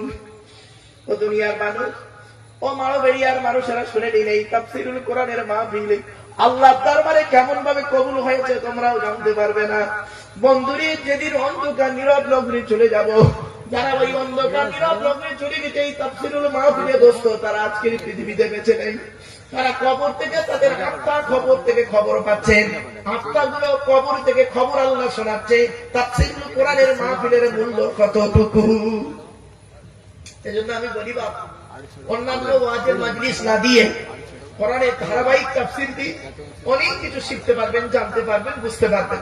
চলে, তাই আল্লাহ পাক বলছেন ইয়াউমা ইয়াবআসুহুমুল্লাহু জামিআন ফায়ুনাব্বিউহুম বিমা আমিলু আহসাহুল্লাহু ওয়া নাসুহু ওয়াল্লাহু আলা কুল্লি শাইইন শাহীদ। আল্লাহ বলছে সেই কিয়ামতের মাঠে সব কটাকে আমি এক জায়গায় জমা করব, আর জমা করার পরে পৃথিবীর জমিনে তোরা ভালো মন্দ যা কিছু করেছি সমস্ত খবর আমি আল্লাহ সেই দিন তোদেরকে দেব। তোরা মনে করিসনি আল্লাহর কিছু মনে নেই। আহসাহুল্লাহু ওয়া নাসুহু, আমি আল্লাহ সবগুলোকে জমা করে করে রেখেছি, সবগুলোকে লিখে রেখেছি, সবগুলোকে গুনে গুনে রেখে দিয়েছি। কি কি ভালো কি মন্দ তোরা কিন্তু ওটা ভুলে গিয়েছিস। ওয়ানাসুহু, তোরাই ওটা ভুলে গিয়েছিস।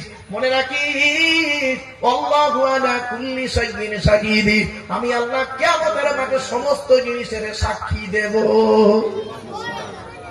আচ্ছা বাপেরা, একটু ভাবুন দেখি, আজ থেকে 20 বছর আগে একটা মেয়ের সঙ্গে পাপ কাজ করেছিলাম, কেউ জানে না। আল্লাহ তো দুই কাজের ফেরেশতার মাধ্যমে লিখে রেখেছে। কিয়ামতের মাঠে যখন পৃথিবীর মানুষকে এক জায়গায় জমা করে বলবে, এই দেখো এই আব্দুল্লাহর মারুফ, একে তোমরা চিনতে? তখন মারোবেড়িয়ার মানুষগুলো কি বলবে? হ্যাঁ আল্লাহ চিনতাম। মারোবেড়িয়াতে কোরআনের তাফসীর করতো, কোরআনের আলোচনা করতো, আপনার কোরআনের খুব ভালো ভালো কথা বলতো। আল্লাহ বলবে এই আব্দুল্লাহর মারুফ হলো আজকে জাহান্নামে যাচ্ছে। তখন আপনারা নিজেদের মধ্যে বলাফলা করবেন, ছি ছি ছি, ও তো একটা বক্তা ছিল, আলেম ছিল, ওকে আল্লাহ জাহান্নামে কেন দিচ্ছে একটু জানতে পারি। একজন ব্যক্তি বলবে আল্লাহ কেন জাহান্নামে যাচ্ছে একটু বলে দেবেন। আল্লাহ বলবো দুনিয়ার মানুষ শোনো, এই আব্দুল্লাহর মারুফ এই এই পাপ কাজগুলো করতো, সব তোমরা জানতে পারতে না, তোমরা মনে করতে একজন মাওলানা সাহেব লোক, সবগুলোকে আমি আল্লাহ লিখে রেখেছিলাম। আর গাড়ি পাল্লায় মেপে দেখলাম এর নেকির থেকে পাপের বোঝাটা খুব পাল্লাটা ভারী হয়ে গেছে, অতএব এর ঠিকানা হলো জাহান্নাম, আজকে জাহান্নামে যাচ্ছে। তাই আল্লাহ নবী বলেন দুনিয়ার মানুষ শোন, পৃথিবীর জমিনে অপমানটা বড় অপমান নয়, পৃথিবীর জমিনে অপমানটা বড় অপমান নয়। শাররুন নাদামাতি ইয়াউমাল কিয়ামা, বাইয়াকি শরীফের হাদিস, শাররুন নাদামাতি ইয়াউমাল কিয়ামা, পৃথিবীর জমিনে অপমানটা বড় অপমান নয়, আখিরাতের মাঠে অপমানটাই হলো সবথেকে বড় অপমান। ঠিক না? আখিরাতের মাঠে সবথেকে বড় অপমানটা বড় অপমান। আপনারা দুনিয়ার অপমানকে গুরুত্ব দেবেন না, মনে রাখবেন দুনিয়াতে আপনাকে অপমানিত লাঞ্ছিত হচ্ছে মতে হচ্ছে মানে ভাবেন না এটা। আল্লাহ বলছে শোন, হকের উপরে আমি তোকে যদি হকের উপরে তোর পাশে থাকবো, পৃথিবী যদি তোর সব কেটে দেয়, আমি আল্লাহ তোর সব আবার ফিরিয়ে দেবো, এটা আমার ওয়াদা। জোরে বলুন সুবহানাল্লাহ। আল্লাহ বলছে শোন, মুসা নবীকে তার মা করলো কি? কাঠের ভেলায় করে নদীতে ফেলে দিল, ভেসিয়ে দিল, তাইনি? আরে ভাই বলুন না, মুসা নবীকে তার মা কাঠের ভেলায় করে নদীতে ভাসিয়ে দিল। কোন দিকে যাবে? ঢাকার টানে, জোয়ারের ঢাকার টানে কোন দিকে যাবে কেউ জানে না, মুসার মাও জানে না।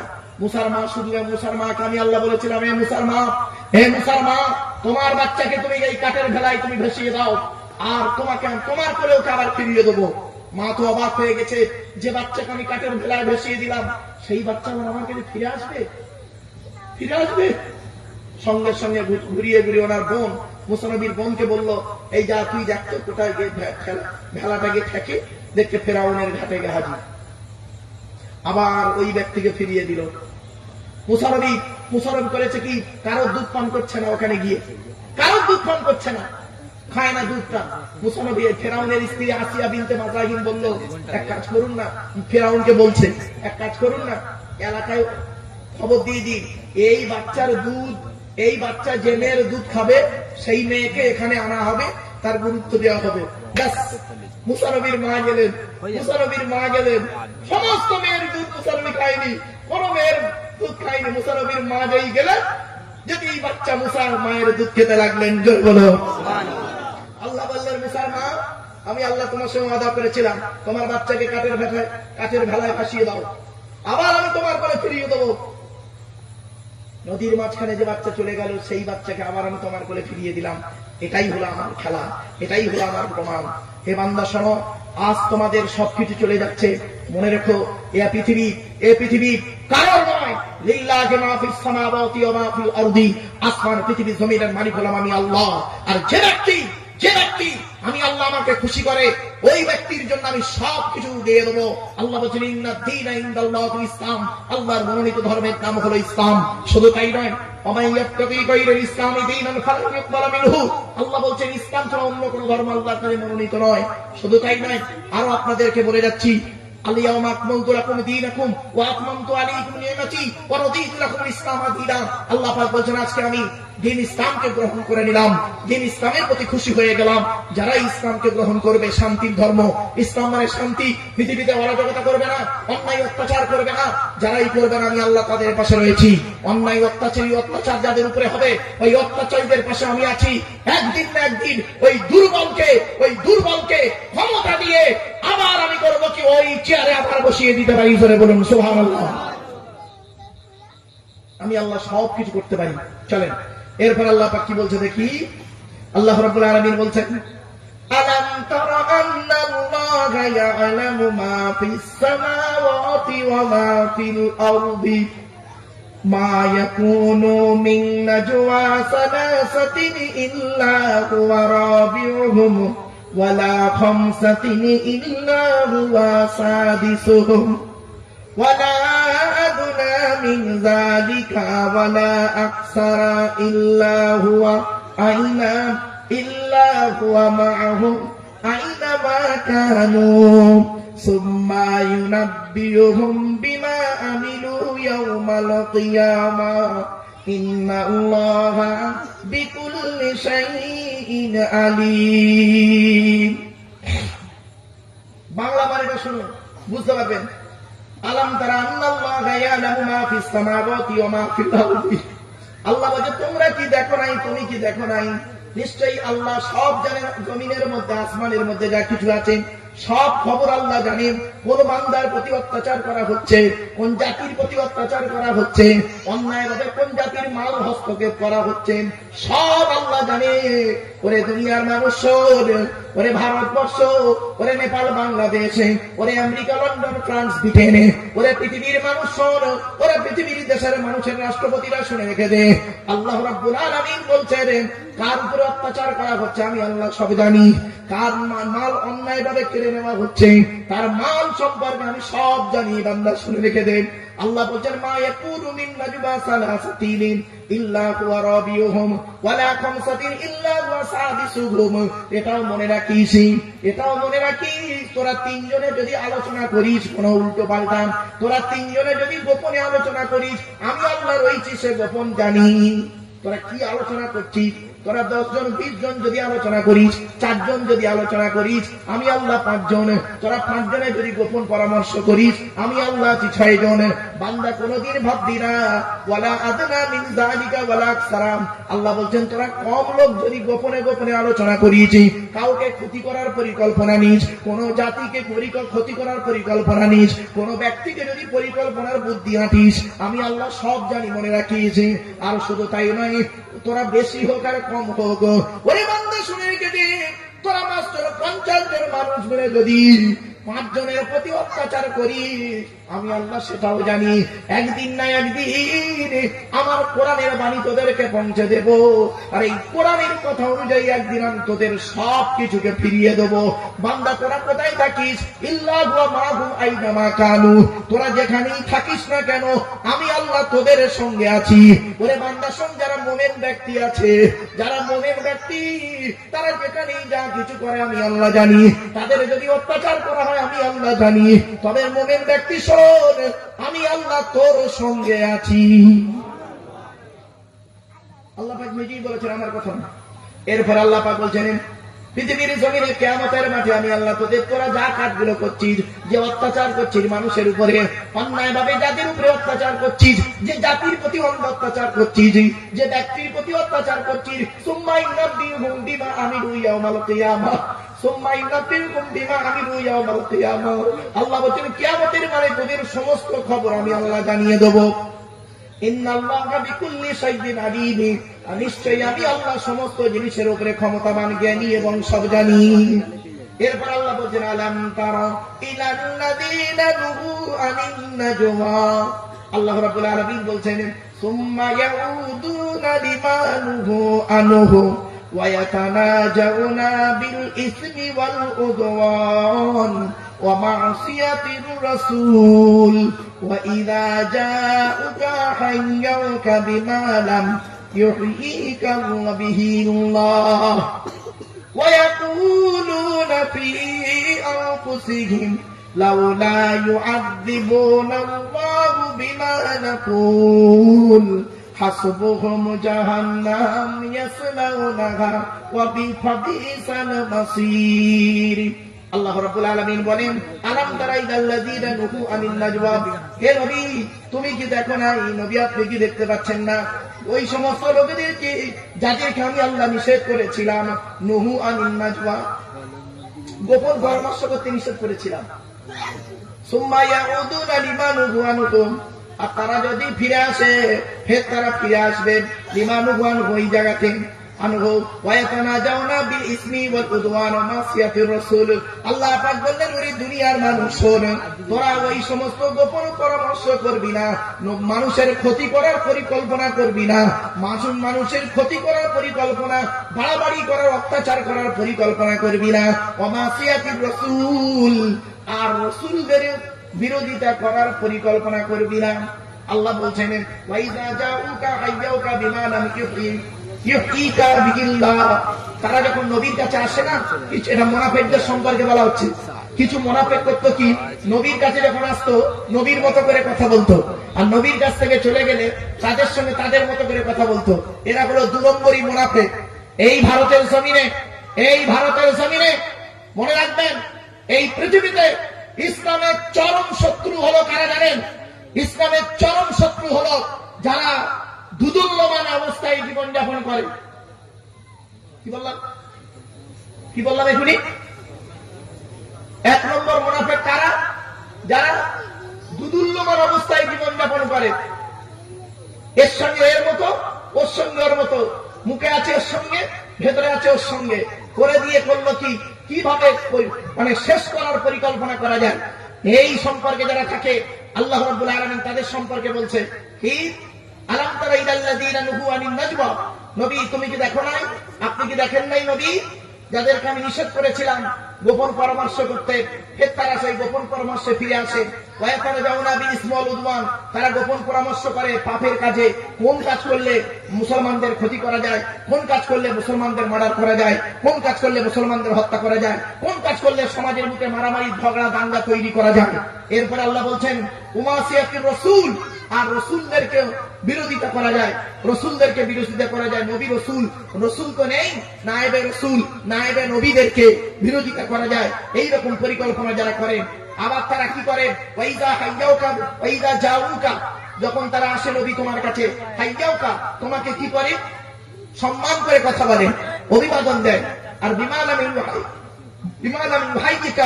ইউহয়িকা বিহিল্লাহ, আল্লাহ পাক তোমাকে ওইভাবে সম্মান দেয়নি, ওরা সম্মান দেয় তার থেকে ভক্তি দেখায়। কিরকম দেখুন, আল্লাহ নবীর কাছে মুনাফিকরা এসে কি বলতো জানেন? শুনে নিন ভালো করে। মুনাফিকরা এসে নবীকে কি বলতো? আসসালামু আলাইকুম। কি বললো? আসসালামু আলাইকুম। আসসালামু আলাইকুম নয়, শুনে নিন। আমরা অনেক সময় কি বলি? সালাম আলাইকুম বলে না? খবরদার বলবেন না। সালাম আলাইকুম মানে জানেন? সালাম আলাইকুম মানে হচ্ছে তোদের প্রতি আল্লাহ, তোদের প্রতি উটের ভুঁড়ি রাখে, উটের ভুঁড়ি। আসসালামু আলাইকুম মানে হচ্ছে আল্লাহ তোকে মৃত্যু দান করুক। আর আসসালামু আলাইকুম মানে হচ্ছে আল্লাহ তোদের উপরে রহমত নাযিল করুক। তা আমরা লোককে কি বলি? জোরে বলুন, আসসালামু আলাইকুম। সালাম আলাইকুম বলবেন না কেউ, আজকে শিখে নিন। সালাম আলাইকুম বলবেন না, সালাম আলাইকুম বলবেন না, সালাম আলাইকুম বলবেন না। অনেকে সালাম আলাইকুম বলে, সালাম আলাইকুম যন্ত্র শৈলা একা, সালাম আলাইকুম। অনেকে বলে সালাম আলাইকুম, অনেকে বলে সালাম আলাইকুম, অনেকে বলে সালাম আলাইকুম। খবরদার বলবেন না। বলবেন, যদি বলতে পারেন বলবেন, আর বলতে হবে না। আসসালামু আলাইকুম। আসসালামু আলাইকুম মানে হচ্ছে তোমার উপর আল্লাহর রহমত নাযিল হোক। আর কেউ যদি বলে সালাম আলাইকুম, তোমার উপরে আল্লাহর উটের ঘুড়ি নাযিল হোক। আর যদি কেউ বলে আসসালামু আলাইকুম, তার মানে তুই তাড়াতাড়ি মরে যা, তোর উপরে মৃত্যু মরণ নাযিল হোক, খবরদার বলবেন না। তাই এই মুনাফিকরা নবীজির কাছে এসে কি বলতে জানেন? আসসালামু আলাইকুম। আর অনেক সাহাবীরা মনে করতো সালাম দিচ্ছে, তো জনগণ বুঝতে পারতো না সহজে, আসসালামু আলাইকুম বলতো না, এমন ভাবে বোঝা যেত না। তারপরে আল্লাহ পাক বললেন, নবী ওরা যেই বলছেন, তখন আম্মা জান আয়েশা, নবীর স্ত্রী কিন্তু খুব বুদ্ধিমতী মেয়ে ছিলেন, আম্মা জান আয়েশা করলেন কি, এই কথা শুনলেন, ফট করে শুনে বলছে, ওয়া আলাইকা, তোর উপরেও নাযিল হোক, তোর উপরে যেন নাযিল হোক। তখন আম্মা রাসূলুল্লাহ বললেন, আচ্ছা আয়েশা, তুমি ওকে এরকম কথা বললে কেন? বলছে, ইয়া রাসূলুল্লাহ, ও কি বলেছে আপনি শুনেছেন? কেন সালাম দিল তো। বলছে, ইয়া রাসূলুল্লাহ, ওটা বলেনি, ও বলে আসসালামু আলাইকুম, তার মানে আল্লাহ তোমাকে মৃত্যু দান করুন। তাই নাকি? এইরকম কথা বলছেন তো, কতটা মানে ওর কথা দেখে, ভক্তি দেখে মনে হচ্ছে যে এরকম কথা বলবে না। তখন আল্লাহ পাক এই আয়াত নাযিল করলো, ওয়াইজা জাউকা হাইয়াকা বিমা লাম ইউহাইয়িকা বিহিল্লাহ। নবীজি ওরা যখন তোমার কাছে আসে, তোমাকে খুব সম্মান দিয়ে কথা বলে, এইভাবে কথা বলে, কথার মাধ্যমে তোমাকে বদদুয়া দেয়, কথার মাধ্যমে বদদুয়া দেয়। নবী, আমি আল্লাহ তোমাকে বলছি, আমি আল্লাহ ওইভাবে তোমাকে বলিনি, আমি আল্লাহ তোমাকে আসসালামু আলাইকুম বলেছি। আর ওরা বলে আসসালামু আলাইকুম। আসসালামু আলাইকুম মানে হচ্ছে তোমার উপরে আল্লাহর মৃত্যু হোক, তোমার মৃত্যু হোক। আর আসসালামু আলাইকুম মানে হচ্ছে তোমার উপরে আল্লাহর রহমত নাযিল হোক। তাই নবীজি বললেন ওয়া আলাইকুম। কিছু বুঝতে পারছেন? এরপর আল্লাহ পাক বলছেন, ওয়ায়াকুলুনা ফি আনফুসিহিম, তারা মনে মনে বলে, তারা বলে এগুলো বলে কি বলতে জানেন? আসসালামু আলাইকুম নবীজিকে বলে বলতো, মনে মনে বলতো, কই আমি তো নবীকে রাম বললুম, মুহাম্মদকে তো বললুম তোর উপরে মৃত্যু হোক। এইটা বলার কারণে কি আমার উপরে কোনো আযাব এসেছে? আসে না। তাই আল্লাহ পাক বলছেন, ওরা মনে মনে বলে, ওয়ায়াকুলুনা ফি আনফুসিহিম, আসসালামু আলাইকুম নবী তোমাকে বলে মনে মনে বলে, আমরা তো এই কথাগুলো বলছি মনে মনে,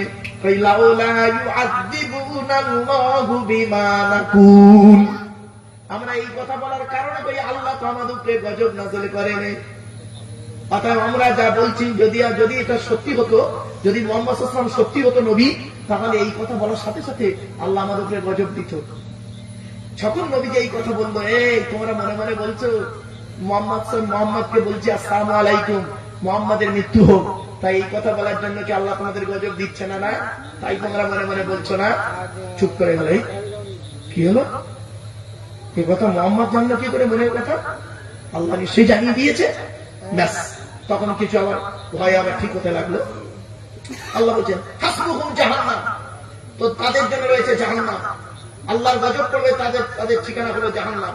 ইয়াসলাউনাহা, সেখানেই তারা থাকবে, পূর্বে ফাবিসাল মাসির, সেটা খুব নিকৃষ্ট জায়গা, খুব নিকৃষ্ট জায়গা। এজন্য আপনাদের আমি অনুরোধ করে বলে যাচ্ছি, কারোর উপকার করতে না পারলে ক্ষতি করতে যাবেন না, কারোর বিরুদ্ধে সমালোচনা করবেন না, কারোর ক্ষতি করার পরিকল্পনা নেবেন না, আল্লাহ এবং নবীর ক্ষতি করার পরিকল্পনা নেবেন না, আল্লাহর বান্দাদের প্রতি কোনদিন ক্ষতি করার পরিকল্পনা নেবেন না। কি মুসলিম কি অমুসলিম, খবরদার কারোর ক্ষতি করার পরিকল্পনা নেবেন না। আল্লাহ পাক কোরআনে বলেছেন, আর যখন মানুষকে বলবেন, কথা বলবেন, স্পষ্ট বলবেন, আসসালামু আলাইকুম বলবেন না, আসসালামু আলাইকুম বলবেন না, আসসালামু আলাইকুম বলবেন, এটাই আল্লাহ খুশি হয়ে যাবে। চলো এরপর আল্লাহ পাক বলছেন মুমিনদের সম্পর্কে, এতক্ষণ বলেছিল মুনাফিক কাফেরদের সম্পর্কে, এবার মুমিনদের কি বলছে, আমাদেরকে কি বলছে দেখি। আল্লাহ বলছেন, ইয়া আইয়ুহাল্লাযীনা আমানু ইযা তানাজাইতুম ফালা তাতানাজাউ বিল ইসমি ওয়াল উদওয়ানি ওয়া মা'সিয়াতির রাসূল ওয়া তানাজাউ বিল বিররি ওয়াত তাকওয়া ওয়াত্তাকুল্লাহাল্লাযী ইলাইহি তুহশারুন। আল্লাহ পাক বলছেন, হে ঈমানদার বান্দাগণ, ইযা তানাজাইতুম, তোমরা যখন গোপনে কথা বলবে, ফালা তাতানাজাউ বিল ইসমি ওয়াল উদওয়ানি ওয়া মা'সিয়াতির রাসূল, খবরদার নিজেদের মধ্যে যখন তোমরা কথোপকথন করবে, কোন পাপ সম্পর্কে কথাবার্তা বলবে না, কোন বিরোধিতা সম্পর্কে, বাড়াবাড়ি সীমালঙ্ঘন সম্পর্কে কোনো কথা বলবে না। আর ওয়ামাসিয়াতির রাসূল, আর রাসূলের বিরোধিতা করার কথাবার্তা কোনোদিন তোমরা বলবে না, নিজেদের মধ্যে এই রকম পরামর্শ করবে না কোনোদিন। ও মুসলমান ভাইয়েরা শুনে রেখে দিইনি, ও মুসলমান ভাইয়েরা বোনেরা শুনে রেখে দিইনি, খবরদার জীবনে কোনোদিন আপনারা কারোর বিরোধিতা করার কথাবার্তা বলবেন না, কারোর ক্ষতি করার পরিকল্পনা নেবেন না। আল্লাহ পাক নিজেই বলে দিচ্ছেন, কোন সত্যিকারের মুসলমান কোনদিনই কোন মুসলমানের ক্ষতি হতে দেয় না। আর মুসলমানের নাম নিয়ে যারা মুসলমানদের ক্ষতি করেন, আল্লাহ তাদের গজব দিয়ে দেবে দুনিয়াতে, আখিরাতেও তাদের জন্য রয়েছে কঠিন শাস্তি। তাই আল্লাহ পাক বললেন, ইয়া আইয়ুহাল্লাযীনা আমানু, হে ঈমানদার বান্দাগণ, ইযা তানাজাইতুম, তোমরা যখন গোপন পরামর্শ করবেন, তবে সুতরাং ফালা তাতানাজাউ বিল ইসমি ওয়াল উদওয়ান, তোমরা কোনদিন পাপের পরামর্শ করো না, আর কোনদিন সীমালঙ্ঘের পরামর্শ করো না, ওয়ামাসিয়াতি রাসূল, আর রাসূলের বিরোধিতা করার পরিকল্পনা করো না, ওয়াতানাজাউ বিল ইসমি বিল বিররি ওয়াত তাকওয়া, তোমরা মানুষের ভালোর কাজের আলোচনা করো, ভালো কাজের পরামর্শ করো, বিল বিররি ওয়াত তাকওয়া, আর আল্লাহকে খুশি করার জন্য কিভাবে আল্লাহকে খুশি করবে, জনগণকে খুশির মাধ্যমে আল্লাহকে খুশি করবে, সেই কাজের দিকে তোমরা এগিয়ে যাও। ওয়াত্তাকুল্লাহ, তোমরা আল্লাহকে ভয় করো, আল্লাহকে ভয় করো। তোমরা করবে কি, কিসের পরামর্শ করবে? ভালো কাজের পরামর্শ করবে, খারাপ কাজের পরামর্শ কোনদিন করবে না, ভালো কাজের পরামর্শ করবে। আর তাকওয়া, আল্লাহকে ভয়ের পরামর্শ করবে। খবরদার খবরে তোমাদের শুতে হবে। ওয়াত্তাকুল্লাহ, তোমরা আল্লাহকে ভয় করো। আল্লাহ পাক বলছেন, আল্লাযীনা ইলাইহি তুশারুন, সেই আল্লাহকে তোমরা ভয় করো যে আল্লাহর কাছে তোমাদেরই ফিরে যেতে হবে। এরপর আল্লাহ পাক বলছেন, ইন্নামান নাজমা মিনাশ শাইতান, আল্লাহ বলছেন নিশ্চয়ই এই পরামর্শ শয়তানের তরফ থেকে হয়। আল্লাহ পাক বলছেন, শয়তান মানুষকে কি করে, ধোঁকার মধ্যে ফেলে দেয়, আর মুমিনরা টেনশনে পড়ে যায়। শয়তানের কথাই তোমরা উঠো না, বসো না। এরপরে আল্লাহ পাক বলছেন, ওয়ালাইসা বিদররিহিম শাইয়্যান ইল্লা বিইজনিল্লাহ, আর শয়তান কোনদিন মানুষের মুমিনের ক্ষতি করতে পারে না। আল্লাহ পাক, আল্লাহর হুকুম ছাড়া শয়তান মানুষের কোনো ক্ষতি করতে পারে না। এরপর আল্লাহ বলছেন, মুমিন ব্যক্তিরা ভরসা করবে কাদের উপরে? ওয়ালাল্লাহি ফালিয়াতাওয়াক্কালিল মুমিনুন, মুমিন ব্যক্তিরা পৃথিবীর জমিনে কোন ব্যক্তি বস্তুর উপরে ভরসা করবে না, মুমিন একমাত্র আল্লাহর উপরে ভরসা করবে। আচ্ছা, ভরসা কাকে বলে একটা দেখাবো, উদাহরণ দেবো? আরে ভাই দেবো? এই দেখেন, মনে রাখবেন, যতদিন বাঁচবেন একটাই রাস্তা। কটা কটা কটা? একটা রাস্তা, দুটো দল গেল, দুটো দল গেল, প্রথম দলটা পার হয়ে গেল, দ্বিতীয় দল বেটা ডুবে মরে গেল। রাস্তাটা ছিল একটাই, কিন্তু নদীর মাঝখান, নদীর মাঝখান একটাই রাস্তা। দুটো দল গেল, প্রথম দল ছিল মুসা নবীর দল, পেছনে ছিল ফেরাউনের দল। মুসা নবীর দল পার হয়ে গেল, ফেরাউনের দল ডুবে মরে গেল। ভরসাটা রাস্তার উপরে নয়, ভরসাটা হবে আল্লাহর উপরে। মুসা নবীর ভরসা রাস্তার উপরে ছিল না, মুসা নবীর ভরসা ছিল কার উপরে? বলুন। মুসা নবী যখন দলবল নিয়ে যাচ্ছে, সামনে নদী লোহিত সাগর, পেছনে ফেরাউনের দল। মুসা আল্লাহকে বলছে, আল্লাহ আমি কোথায় যাব? সামনে লোহিত সাগর, পেছনে ফেরাউনের দল, কোথায় যাব? আল্লাহ বলে, কিচ্ছু করতে হবে না, তোমার হাতে যে লাঠিটা দিয়েছি ওই লাঠিটা ফেলে দাও। যেই ফেলে দিল, 12টা রাস্তা হলো। 12টা রাস্তা হলো। মুসা নবীর দল বল চলে গেল ওপারে। যেই নবী মুসার দল বল ওপারে চলে গেল, আল্লাহ নবীকে বললেন, মুসা এবার তুমি লাঠিটা তুলে দাও। যেই তুলে নিয়েছে, পানি মিলে গেল। পানি মিলে যেতে হাবুডুবু খাচ্ছে।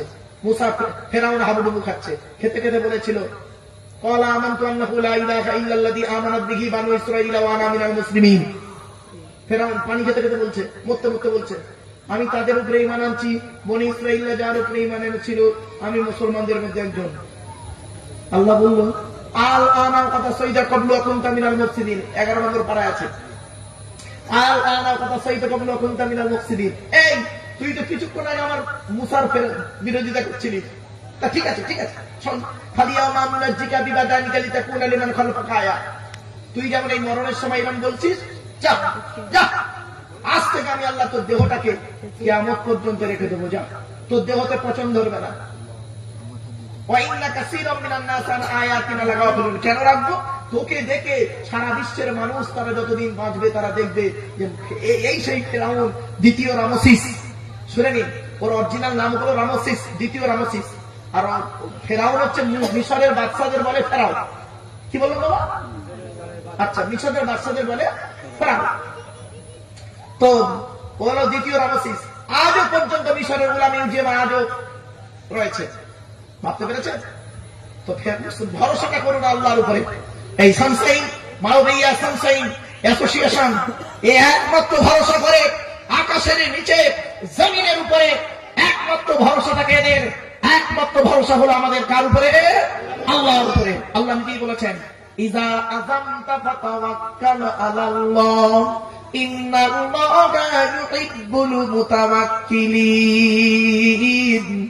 4 নম্বর পারা 10 নম্বর পৃষ্ঠা 4 নম্বর লাইন সূরা সুলাইমান আল ইমরান কোরআন জানিয়ে দিয়েছেন, তুমি যখন কোনো কাজ করতে যাবে পৃথিবীর কোনো ব্যক্তি বস্তুর উপরে ভরসা করবে না, একমাত্র আল্লাহর উপরে ভরসা করে কাজে নামবে। যারা আল্লাহর উপরে ভরসা করে কাজে নামে আমি আল্লাহ তাদের অত্যন্ত ভালোবাসি। এই তাফসীরুল কোরআনের মাহফিল আর এই সামাজিক কাজগুলো বাপ, ওখানে দেখছিলাম একটা বোর্ড টাঙানো আছে, কম্পিউটার থেকে শুরু করে বহু জিনিসের চিন্তা ভাবনা। এই সানশাইন অ্যাসোসিয়েশন আল্লাহ পাকের কিয়ামত পর্যন্ত কবুল করে নেয়। জোরে বলুন আমিন। এই তাফসীরুল কোরআনের মাহফিলকে আল্লাহ যেন কবুল করে নেয়। জোরে বলুন আমিন। বাপেরা, কবে মৃত্যু হয় জানি না, যেদিন পৃথিবীর জমিনে বাঁচিয়ে রাখবে আল্লাহ, যতদিন বাঁচিয়ে রাখবে যেন কোরআনের উপরে যেন থাকতে পারি, আল্লাহ রাসূলের হাদিসের উপরে যেন থাকতে পারি। এই দোয়াটুকু আপনাদের কাছে আমি একজন দোয়ার ভিখারি। আল্লাহ পাক বলছেন, এরপর আল্লাহ পাক জানিয়ে দিচ্ছেন, ইয়া আইয়ুহাল্লাযীনা আমানু ইযা ক্বিলা লাকুম তাফাসসাহু ফিল মাজালিসি ফাফসাহু ইয়াফসাহিল্লাহু লাকুম ওয়া ইযা ক্বিলা উশদু ফানশুদু ইয়ারফা'িল্লাহুল্লাযীনা আমানু মিনকুম ওয়াল্লাযীনা উতুল ইলমা দারাজাত ওয়াল্লাহু বিমা তা'মালুনা খাবীর। এর বাংলা মানেটা শুনে একদিন আল্লাহ বলছেন, হে ঈমানদার বান্দাগণ, মজলিসের ভিতরে একটা ফাঁকা জায়গায় তোমাকে পূরণ করতে বলা হবে, তখন তুমি সামনের ফাঁকা জায়গাগুলো পূরণ করে দেবে।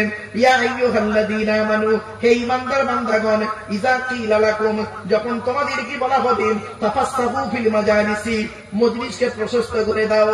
তোমরা তখন কি করবে? ফাফসাহু ইয়াফসাহিল্লাহু লাকুম, তোমরা মজলিসটাকে প্রশস্ত করে দেবে আর মানুষকে বসার জায়গা করে দেবে। তুমি যদি বসে আছো আর পাশে যদি জায়গা থাকে একটু সরে বসবে, ওই মানুষটাও একটু বসতে পারবে। নামাজে জামাত হচ্ছে, শুনে গেদিন মসজিদে জামাত হচ্ছে, অনেক সময় কি করে গায়ে গায়ে দাঁড়াতে বড় খারাপ লাগে, গায়ে গায়ে দাঁড়াতে চায় না। আল্লাহ নবী বলেছেন, খবরদার কোনোদিন করবে না। মসজিদে যখন জামাতে নামাজ পড়বে কাঁধে কাঁধে মিলিয়ে তোমরা নামাজ পড়বে। অনেকে দেখবেন 2 কাতারে, একটা কাতারে 20 জন লোক ধরে, 20 জন লোক ধরে একটা কাতারে, সেখানে 15 জন লোক দাঁড়িয়েছে গরমের হাওয়া পাওয়ার জন্য। এই গরমে দেখবেন এসির হাওয়া বা পাখার হাওয়ার জন্য কি করে, সামনের কাতারে যেতে চায় না, পেছনের হাওয়াটা আছে, হাওয়ার তলায় দাঁড়িয়ে নামাজ পড়ুন। আমার সামনের দিকে ফাঁকা ফাঁকা সব বলছে, খবরদার। আল্লাহ বলছেন, ফাফসাহু ইয়াফসাহিল্লাহ, তুমি প্রশস্ত করে দাও, আল্লাহ তোমার জায়গা প্রশস্ত করে দেবে। এই আয়াত নাযিল হয়েছে, ব্যাপক ঘটনা আছে বাপ। এই আয়াত নাযিল হয়েছে কোথায় জানেন? যখন আল্লাহ রাসূলের দরবারে সাহাবীরা আসতো, অনেক সময় কিছু সাহাবী দাঁড়িয়ে থাকতো, কিছু সাহাবী বসে থাকতো, জায়গা থাকতো না, শর্ট জায়গা। তখন রাসূলুল্লাহ করতেন কি, আল্লাহ পাক এই আয়াত নাযিল করে বলে দিলেন, তোমরা এক কাজ করো, যারা এসেছে তাফাসসাহু ফিল মাজালিসি, তোমরা যা প্রশস্ত করে দাও, মজলিসটাকে বড় করে দাও। ফাফসাহু, আর তোমরা মজলিসটা বড় করে দাও। আর কি করবে? ইয়াফসাহিল্লাহু লাকুম, আল্লাহ তোমাদের কিয়ামতের মাঠে জান্নাতের ভিতরে সুন্দর প্রশস্ত জায়গা করে দেবে। জোরে বলুন সুবহানাল্লাহ। এরপর আল্লাহ বলছেন, ওয়াইদা কিলাম সুজু, যখন তোমাদের বলা হবে তোমরা উঠে যাও, ফান সুজু, তোমরা উঠে চলে যাবে। যখন তোমাদের বলা হবে বাবা তুমি উঠে চলে যাও, এবার তুমি উঠে চলে যাবে। আর যখন তোমার বলা হবে চলে যাও, চলে যাবে। যখন বলা হবে জায়গাটা কিন্তু ছেড়ে ভালো করে বসো, তখন তোমরা ভালো করে বসবে। করলে কি হবে? ইয়ারফাইল্লাহুল্লাযীনা আমানু মিনকুম, তোমাদের মধ্যে যারা ঈমান এনেছে তাদেরকে আল্লাহ পাক কি করবে? কিয়ামতের মাঠে সম্মান বাড়িয়ে দেবে। ওয়াল্লাযীনা উতুল ইলমা দারাজাত, আল্লাহ পাক তাদের জ্ঞান দান করবে, সুন্দর সমান ইজ্জত কিয়ামতের মাঠে আল্লাহ পাক উঁচু জ্ঞান মর্যাদা সম্মান দান করবে। জোরে বলুন সুবহানাল্লাহ। আল্লাহু বিমা তা'মালুনা খাবীর। আল্লাহ পাক বলছে তোমরা যে কাজগুলো করো সমস্ত খবর একমাত্র আল্লাহ জানেন। এজন্য বাপুদের বলে যাচ্ছি, মজলিসের একটা আদব আছে। এই এতগুলো আলোচনার মধ্যে একটা কি বলে আসলে সারাংশ বলে দেবো। সারাংশ বলে দেবো, এই আয়াত থেকে কি শিক্ষা নিলাম, এই আয়াত থেকে কি শিক্ষা নিলাম। এখন শুধু মানে করে যাচ্ছি, এরপর একটা একটা করে পয়েন্ট পয়েন্ট করে বলে যাবো সব টাইমের ভিতরে, চিন্তার কোনো কারণ নেই। চলো এরপর আল্লাহ পাক বলছেন, ইয়া আইয়ুহাল্লাযীনা আমানু ইযা নাদাইতুমুর রাসূলা ফাকাদ্দিমু বাইনা ইয়াদাই নাজওয়াকুম সাদাকাত যালিকা খায়রুল লাকুম ওয়া আতহারু ফাইন লাম তাজিদু ফাইন্নাল্লাহা গফুরুর রহিম। খুব গুরুত্বপূর্ণ আয়াত। আল্লাহ বলেন, হে ঈমানদার বান্দাগণ, তোমরা যখন রসুলের কানে কানে কথা বলতে চাইবে, ফাকাদ্দিমু বাইনা ইয়াদাই নাজওয়াকুম সাদাকাত, তখন রসুলের কি করবে? হাদিয়া দিয়ে কথা বলবে। হাদিয়া দিয়ে ফাকাদ্দিমু বাইনা ইয়াদাই নাজওয়াকুম সাদাকাত, কিছু তোমরা হাদিয়া সদকা করবে, রসুলকে কিছু হাদিয়া সদকা করে দেবে, তারপরে তোমরা কানে কানে কথা বলবে। এটা কেন বলা হলো জানেন? এক সময় কিছু মানুষ ছিল, তারা করতো কি, ওই মুনাফিকরা করতো কি, নবীজির কানে কানে সবসময় মুখ লাগিয়ে বসে আছে। অন্য মুসলমানেরা নবীজির কানে কথাই বলতে পারছে না। এবার ওদের ইচ্ছা যাতে করে সাধারণ লোক কথা বলতে না পারে, সেই জন্য ওরা মুনাফিক, ওরা তো অরিজিনাল মুমিন নয়। অরিজিনাল মুমিন হলে কি বলবে? আমি হুজুরের সঙ্গে কথা বলেছি, আচ্ছা এবার অন্যজন একটু কথা বলুন। এটাই মুমিনের কাজ। আর মুনাফিকদের কাজ কি? আমি বলতেই থাকবো, ওরা না বলতে পারে কথা। এই কথা যখন বললো, তখন আল্লাহ পাক বললেন, এই শোনো, নবীর কানে কানে অনেকক্ষণ ধরে কথা বলতে যদি চাও, তাহলে কিছু হাদিয়া দাও। হাদিয়া দাও, যেই টাকার টান করবো না, তখন আর কানে কানে কথা বলা বন্ধ করে দিন। বুঝতে পারছেন? তখন আল্লাহ পাক বলছেন, হে ঈমানদার বান্দাগণ, ইযা নাদাইতুমুর রাসূলা, তোমরা যখন রাসূলের কানে কানে কথা বলবে, ফাকাদ্দিমু বাইনা ইয়াদাই নাজওয়াকুম সাদাকা, তখন তোমরা আগের থেকে নিজেকে একটু সদকা করে বাড়িয়ে দেবে। তাহলে কি হবে? যালিকুম খায়রুল লাকুম ওয়া আতহার, তাহলে ওটাই হবে তোমাদের জন্য উত্তম, তোমরাই হবে পবিত্র। পবিত্রতার সবচেয়ে উত্তম জিনিস ওইটা। এরপরে কি? ফাইন লাম তাজিদু, যদি তোমরা না পারো এরকম করতে, তাহলে কি করবে? ফাইন্নাল্লাহা গফুরুর রহিম, আল্লাহ তোমাদের মাফ করে দেবে। যদি তোমরা কেউ সদকা দিতে পারছো না, কেউ হাদিয়া দিয়ে নবীজির সঙ্গে কথা বলতে পারছো না, গরিব লোক, কোনো অসুবিধা নেই তো, গরিব লোক কোনো অসুবিধা নেই, আমি আল্লাহ তোমাদের মাফ করে দিলাম। তবে তোমরা এই একজন শুধু নবীজির কানে কানে লাগিয়ে বাকি লোকেরা কথা বলতে পারবে না, এই কাজ তোমরা করো না।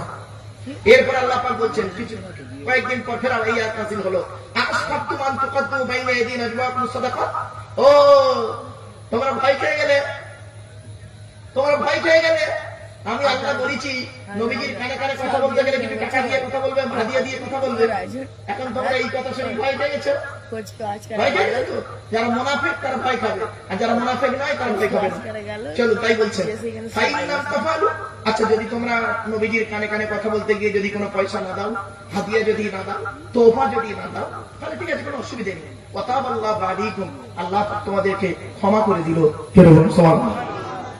তোমরা এক কাজ করো, আল্লাহ বলছে আমি তোমাদের ক্ষমা করে দিলাম, তবে একটা কাজ করতে হবে, তোমাদের দুটো কাজ করতে হবে, তোমাদের চারটে কাজ করতে হবে। চারটে কাজ কি কি?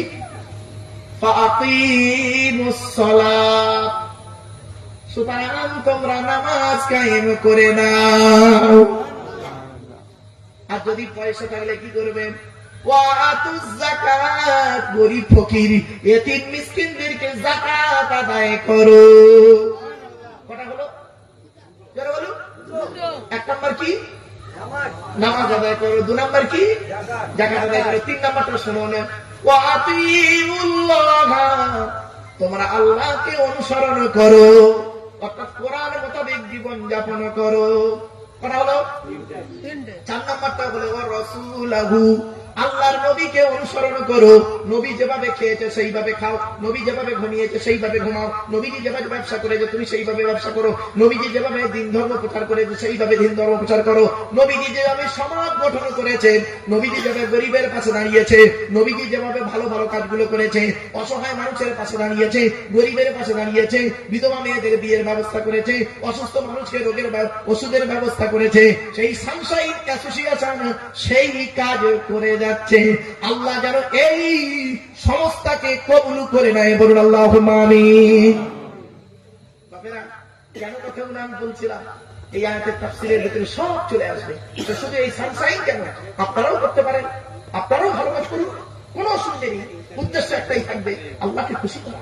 চলে, আল্লাহু খাবীরুম বিমা তা'মালুন, আল্লাহ বলেন তোমরা যে কাজগুলো করো সব খবর আমি আল্লাহ জানি। এরপরে আল্লাহ পাক বলছেন, আলাম তারা ইলাল্লাযীনা তাওয়াল্লাউ কওমান গাদিবাল্লাহু আলাইহিম মা হুম মিনকুম ওয়া লা মিনহুম ইয়াহলিফুনা আলাল কাযিবি ওয়া হুম ইয়ালামুন। এর বাংলা মানে কি? আল্লাহ বলে আলাম তারা ইলাল্লাযীনা তাওয়াল্লাউ, আল্লাহ বলে নবী তুমি তাদের কি দেখো নাই যারা বিরোধিতা করে, যারা বন্ধুত্ব করেছে, যারা বন্ধুত্ব করেছে এমন জাতির সঙ্গে বন্ধুত্ব করেছে, এমন বন্ধুত্ব তারা করেছে, এমন লোকের সঙ্গে বন্ধুত্ব করেছে, এমন জাতির সঙ্গে গদিবাল্লাহু আলাইহিম, আল্লাহর গজব সেই জাতির উপরে। শুনে রেখে দিন, এখান থেকে একটা মারাত্মক আয়াত ব্যাখ্যা, এই ব্যাখ্যা যদি আমি ডাইরেক্ট করি আপনাদের কাছে আপনারা অন্যরকম হয়ে যাবেন, সেজন্য আমি আপনাদেরকে খুব বেশি ডিসকাস করলাম না, সংক্ষেপে বলে দিলাম। আল্লাহ বলছেন আলাম তারা ইলাল্লাযীনা, নবী তুমি তাদেরকে দেখো নাই তাওয়াল্লাউ কওমান গাদিবাল্লাহু আলাইহিম, তারা এমন লোকের সঙ্গে বন্ধুত্ব করে, যারা এমন লোকের সঙ্গে বন্ধুত্ব করে যাদের যেই জাতির উপরে আল্লাহর গজব, আল্লাহ রেগে আছে যেই জাতির উপরে, সেই জাতির সঙ্গে যারা বন্ধুত্ব করে, আল্লাহ বলছেন মা হুম মিনকুম ওয়া লা মিনহুম, নবী তোমরাও তাদের সঙ্গে নয়, তারাও তোমাদের সঙ্গে নয়। আমার ভাষা বুঝতে পারলেন? হ্যাঁ, ছোট্ট উদাহরণ দেবো, রাগ করবেন না কিন্তু, এই ভাষার মধ্যেই বুঝতে পারছেন, বাস্তবের দিকে লক্ষ্য রেখে।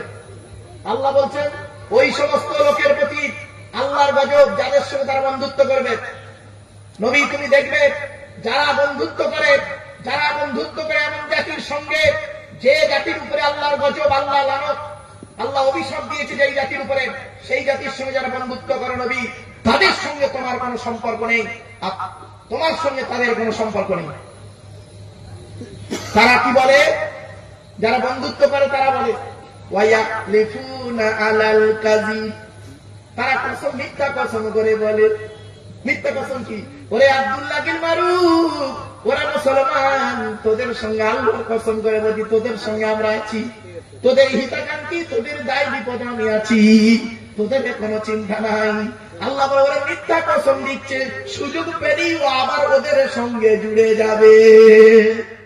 ঠিক আছে, বাড়িতে গিয়ে ভাববেন এই আয়াতের তাফসীর, এই একটা আয়াতের তাফসীর এত পরিমাণ দেখেছি আজ 1 বছর। গত বছর যখন এইখানে ঘোষণা হয়ে গেল আগামী বছর 2025 সালে তাফসীরুল কোরআনের মাহফিল হবে সূরা মুজাদালা, 1 বছর ধরে আমার এই গবেষণা পড়াশোনা। এই সূরাটির তাফসীর করতে গেলে কমসে কম 3 দিন সময় লাগবে। প্রতিদিন 3 ঘন্টা করে বললে 3 দিন সময় লাগবে, 9 ঘন্টা থেকে 10 ঘন্টা সময় লাগবে এই সূরাটির বিস্তারিত আলোচনা করতে গেলে। খুব বিস্তারিত নয়, অল্প বিস্তারিত, মিডিল ভাবে, কিন্তু পুরো শর্ট, একদম শর্ট, এর থেকে আর শর্টে হয় না, এত শর্ট। চলুন, আল্লাহ পাক বলছেন কি? আলাম তারা ইলাল্লাযীনা তাওয়াল্লাউ কওমান গাদিবাল্লাহু আলাইহিম মা হুম মিনকুম ওয়া লা মিনহুম। আল্লাহর কোরআন জানিয়ে দিয়েছে নবী তুমি কি ওই সমস্ত জাতিদেরকে দেখো না যারা বন্ধুত্ব করে, এমন জাতির সঙ্গে বন্ধুত্ব করে যে জাতির উপরে আল্লাহ পাক রাগান্বিত অবস্থায় আছে। আর মা হুম মিনকুম ওয়া লা মিনহুম, তারা তোমাদের সঙ্গে নয়, তোমরাও তাদের সঙ্গে নয়। আর তারা কি করে? ওয়ায়াহলিফুনা আলাল কাযিবি, নবী তোমাদের কাছে মিথ্যা প্রতিশ্রুতি তারা দেয়, মিথ্যা কসম খায়। আল্লাহর কসম করে বলছি তোদের আমরা এই করব, তাই করব, অমুক করব, তমুক করব, তারা আদৌ কোনো সম্পর্ক রাখে না। আল্লাহ বলছেন ওয়াহুম ইয়ালামুন, আল্লাহ তাদের সম্পর্কে খুব ভালো জানেন। আল্লাহ পাক এবার কি বলছে শুনুন, তাদের অবস্থা কি? আল্লাহ বলছেন আ'আদাল্লাহু লাহুম আযাবান শাদীদা ইন্নাহুম সাআ মা কানু ইয়ামালুন। আল্লাহ পাক জানিয়ে দিচ্ছেন আ'আদাল্লাহু লাহুম আযাবান শাদীদা, আল্লাহ রাব্বুল আলামিন বলছেন তাদের জন্য আমি আল্লাহ কঠিন আযাব, শাস্তি রেখে দিয়েছি, কঠিন আযাব নির্ধারিত করে রেখে দিয়েছি। ইন্নাহুম সাআ মা কানু ইয়ামালুন, তারা পৃথিবীতে যে কাজগুলো করে এটা খুবই নিকৃষ্ট কাজ। এরপর আল্লাহ পাক বলছেন ইত্তাখাযু আইমানাকুম জুন্নাতান আন সাবিলিল্লাহি ফালাহুম আযাবুম মুহিন। তারা এই কসমটাকে ঢাল স্বরূপ বানায়, মুসলমানদেরকে বিশ্বাস করার জন্য কসমটাকে তারা তারপরে আল্লাহর কসম করে বলছি, নবীর কসম করে বলছি, মুসলমান না আল্লাহ নবীর নাম শুনলে আবেগে ভেসে যায়, ঠিক না ঠিক? আল্লাহর কসম করে বলছে এই কাজ আমি তোমাদের করে দেবো, ইত্যাদি ইত্যাদি। তারা এই সমস্ত কসম বলে আর মানুষকে আল্লাহর পথ থেকে বাধা দেওয়ার চেষ্টা করে। আল্লাহ পাক বলছেন তাদের জন্য কঠিন শাস্তি রয়েছে। এরপর আল্লাহ বলছেন আল্লাহ পাক বলছেন তাদের টাকা পয়সা ধন সম্পদ ছেলে মেয়ে বিবি বাচ্চা কোন দিকে সাহায্য করতে পারবে না আল্লাহর কাছে। মনে রেখো উলাইকা সাহাবুন নার, তারা হলো জাহান্নামবাসী। তারা দুনিয়াতে অপমানিত লাঞ্ছিত, কিয়ামতের মাঠে তাদের ঠিকানা হবে জাহান্নাম। হুম ফিহা খালিদুন, জাহান্নামের মধ্যে তারা চিরস্থায়ী থাকবে। এরপর আল্লাহ পাক বলছেন ইয়াউমা ইয়াবাসুহুল্লাহু জামিয়ান, সেই সমস্ত জাতিদেরকে আমি কিয়ামতের মাঠে সবার আগে জমা করব, সকলকে কিয়ামতের মাঠে জমা করব। ফায়াহলিফুনা লাহু কামা ইয়াহলিফুনা লাকুম, সুতরাং তারা কসম করে তার জন্য কামা ইয়াহলিফুনা লাকুম, আর তারা যেমন কসম করেছিল তোমাদের জন্য। ওয়ায়াহসাবুনা আন্নাকুম আলা শাইইন, তারা ধারণা করে প্রত্যেকটা জিনিসটা, নিশ্চয়ই তারা প্রত্যেকটা জিনিসের উপরে আল্লাহ রাব্বুল আলামিন কিন্তু জানেন তাদের এই সমস্ত কাজগুলো, ধারণাগুলো, তাদের কসমগুলোকে। আলা ইন্নাকুম হুমুল কাযিবুন, মনে রাখো তাদের এই কসমগুলো হলো মিথ্যা কসম, মিথ্যা প্রতিশ্রুতি তারা দেয়, আর যুগে যুগে মানুষের সামনে মিথ্যা প্রতিশ্রুতি দেয়, আর ভেতরে ভেতরে তারা মানুষের ক্ষতি করতে পারলে বাঁচে। তারা মানুষ নয়। আল্লাহ পাক বলছেন ইস্তাহাবাত আলাইহিমুশ শাইতান, শয়তান তাদের প্রভুত্ব করে নিয়েছে, শয়তান তাদের গ্রাস করে নিয়েছে। কি করে? ফানসাকুম যিকরাল্লাহ, শয়তানের কাজ হলো আল্লাহর জিকির থেকে মানুষকে সরিয়ে দেওয়া। শয়তানের কাজ হলো আল্লাহর জিকির থেকে মানুষকে সরিয়ে দেওয়া, এটাই হলো শয়তানের কাজ আমার বাপেরা। এরপরে বলছে উলাইকা হিজবুশ শয়তান, তারা হলো শয়তানের দল, তারা হলো শয়তানের দল। তারা মানুষের মুসলমানের দলের মধ্যে নয়, মানুষের দলের মধ্যে নয়, তারা হলো শয়তানের দল। আলা ইন্না হিজবাশ শাইতানি হুমুল খাসিরুন, মনে রাখো শয়তানের দলই কোনোদিন জয়লাভ করতে পারে না, শয়তানের দলই হলো জাহান্নামী, জাহান্নামী আল্লাহর গজব। এরপর আল্লাহ পাক বলছেন ইন্নাল্লাযীনা ইউহাদ্দুনাল্লাহা ওয়া রাসূলাহু উলাইকা ফিল আযাল্লিন। এতগুলো কথা বলার পরে আল্লাহ পাক বলছেন নিশ্চয়ই যারা আল্লাহ আর রাসূলের বিরোধিতা করে, মুসলমানদের যারা বিরোধিতা করে, ইন্নাল্লাযীনা ইউহাদ্দুনাল্লাহা ওয়া রাসূলাহু, আল্লাহ রাব্বুল আলামিন বলেন নিশ্চয়ই যারা আল্লাহর বিরোধিতা করে, নবীর বিরোধিতা করে, আল্লাহ পাক তাদের সম্পর্কে কি বলছে? উলাইকা ফিল আযাল্লিন, তাদের উপরে রয়েছে অপমানিত লাঞ্ছিত। তারা পৃথিবীতে অপমানিত লাঞ্ছিত হবে যারা আল্লাহর বিরোধিতা করে, রাসূলের বিরোধিতা করে। এরপর আল্লাহ পাক বলছেন কাতাবাল্লাহু লা আগলিবান্না আনা ওয়া রাসূলিহি, কাতাবাল্লাহু লা আগলিবান্না আনা ওয়া রাসূলিহি ইন্নাল্লাহা কাবিয়্যুন আযীজ। আল্লাহ রাব্বুল আলামিন জানিয়ে দিচ্ছেন, আল্লাহ পাক তাদের জন্য লিখে দিয়েছেন। আল্লাহ বলছেন কাতাবাল্লাহু লা আগলিবান্না, আমি আল্লাহ জয়লাভ করি, আমার রাসূলগুলো জয়লাভ করে। এই পৃথিবীতে আমি আল্লাহ জয়লাভ করব, আর আমার রাসূলগুলো, সমস্ত রাসূলগুলো জয়লাভ করবে যে কোনো জায়গায়। সুতরাং আল্লাহ বলছেন ইন্নাল্লাহা কাবিয়্যুন আযীজ, আমি আল্লাহ হলাম সমস্ত জিনিসের উপরে ক্ষমতাবান। শেষ আয়াত, আজকে 27 নম্বর আয়াত কমপ্লিট, ও 21 নম্বর আয়াত কমপ্লিট। লাস্ট আয়াত 22টা আয়াত আছে। কত আয়াত আছে? 22টা। কত আয়াত ছিল? 22টা আয়াত। লাস্ট আয়াত এই একটাই আয়াত, শেষ আয়াত আজকে সূরার শেষ আয়াত। একবার আপনারা নবীর শানে একবার দরুদ শরীফ, আল্লাহুম্মা সাল্লি আলা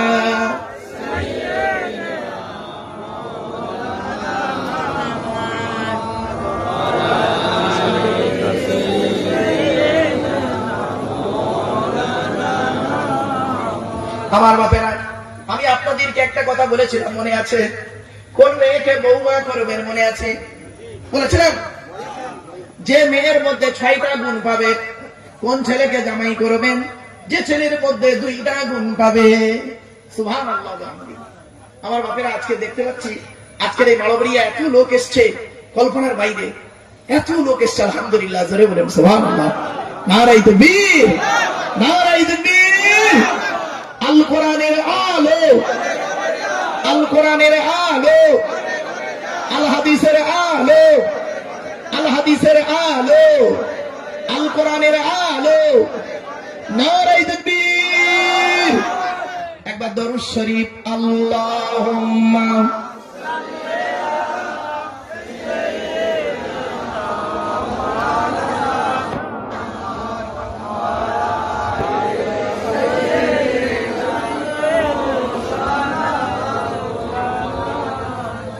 এসো তোমরা ইসলামে হবে যে উজালা, মক্কা মদিনা নবী কামলিওয়ালা। আল্লাহুম্মা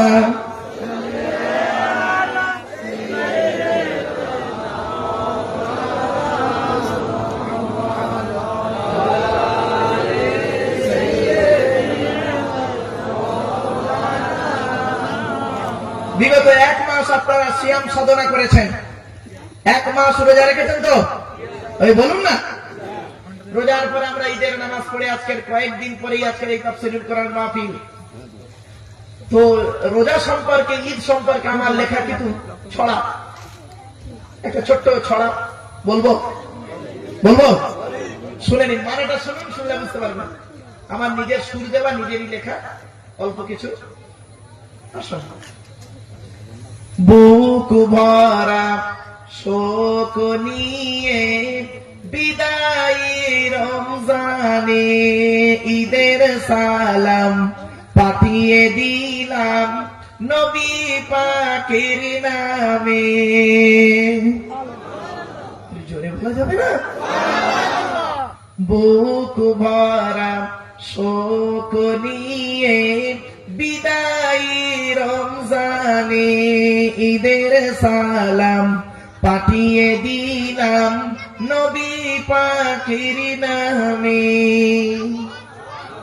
ঈদের নামাজ পড়ে সবাই ও নবীজি তোমায় জানাই, রোজ হাসরে বিপদ কালে নিয়মদের চিনে ঈদের সালাম পাঠিয়ে দিলাম নবী পাকের নামে। বুক ভরা শোক নিয়ে বিদায়ী রমজানে ঈদের সালাম পাঠিয়ে দিলাম নবী পাকের নামে।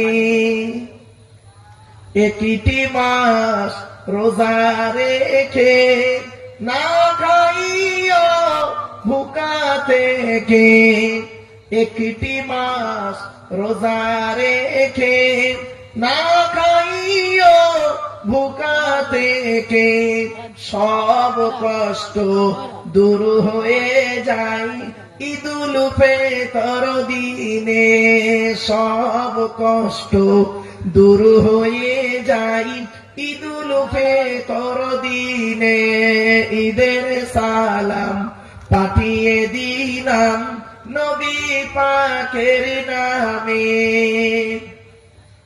তোমার কথা স্মরণ করে ফিতনা ফাসাদ ভুলে গিয়ে, তোমার কথা স্মরণ করে ফিতনা ফাসাদ ভুলে গিয়ে, বুকে বুকে মিলছে সবাই ঈদেরই ময়দানে, বুকে বুকে মিলছে সবাই ঈদেরই ময়দানে।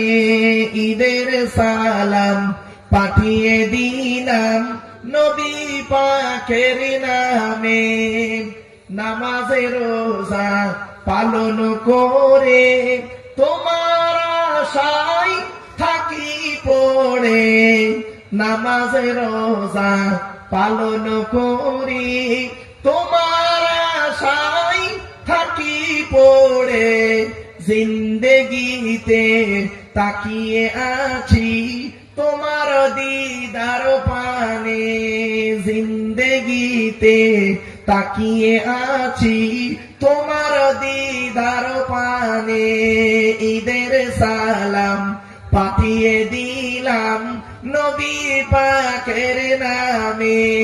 বুক ভরা শোক নিয়ে বিদায় রমজানে ঈদের সালাম পাঠিয়ে দিলাম নবী পাকের নামে। চলেন আজকের আলোচনার শেষ আয়াতটি বলে দিই। আল্লাহ রাব্বুল আলামিন বলছেন, হে নবী আপনি দেখতে পাবেন না, এই পৃথিবীর জমিনে এমন কোন কওমকে দেখতে পাবেন না, এমন কোন জাতিকে দেখতে পাবেন না যে জাতি আল্লাহর নবীর বিরোধিতা করবে আর আল্লাহর উপরে ঈমান এনেছে এবং কিয়ামতকে বিশ্বাস করেছে, সেই জাতি আল্লাহ নবীর বিরোধিতা করবে এমন কোন জাতিকে আপনি খুঁজে পাবেন না।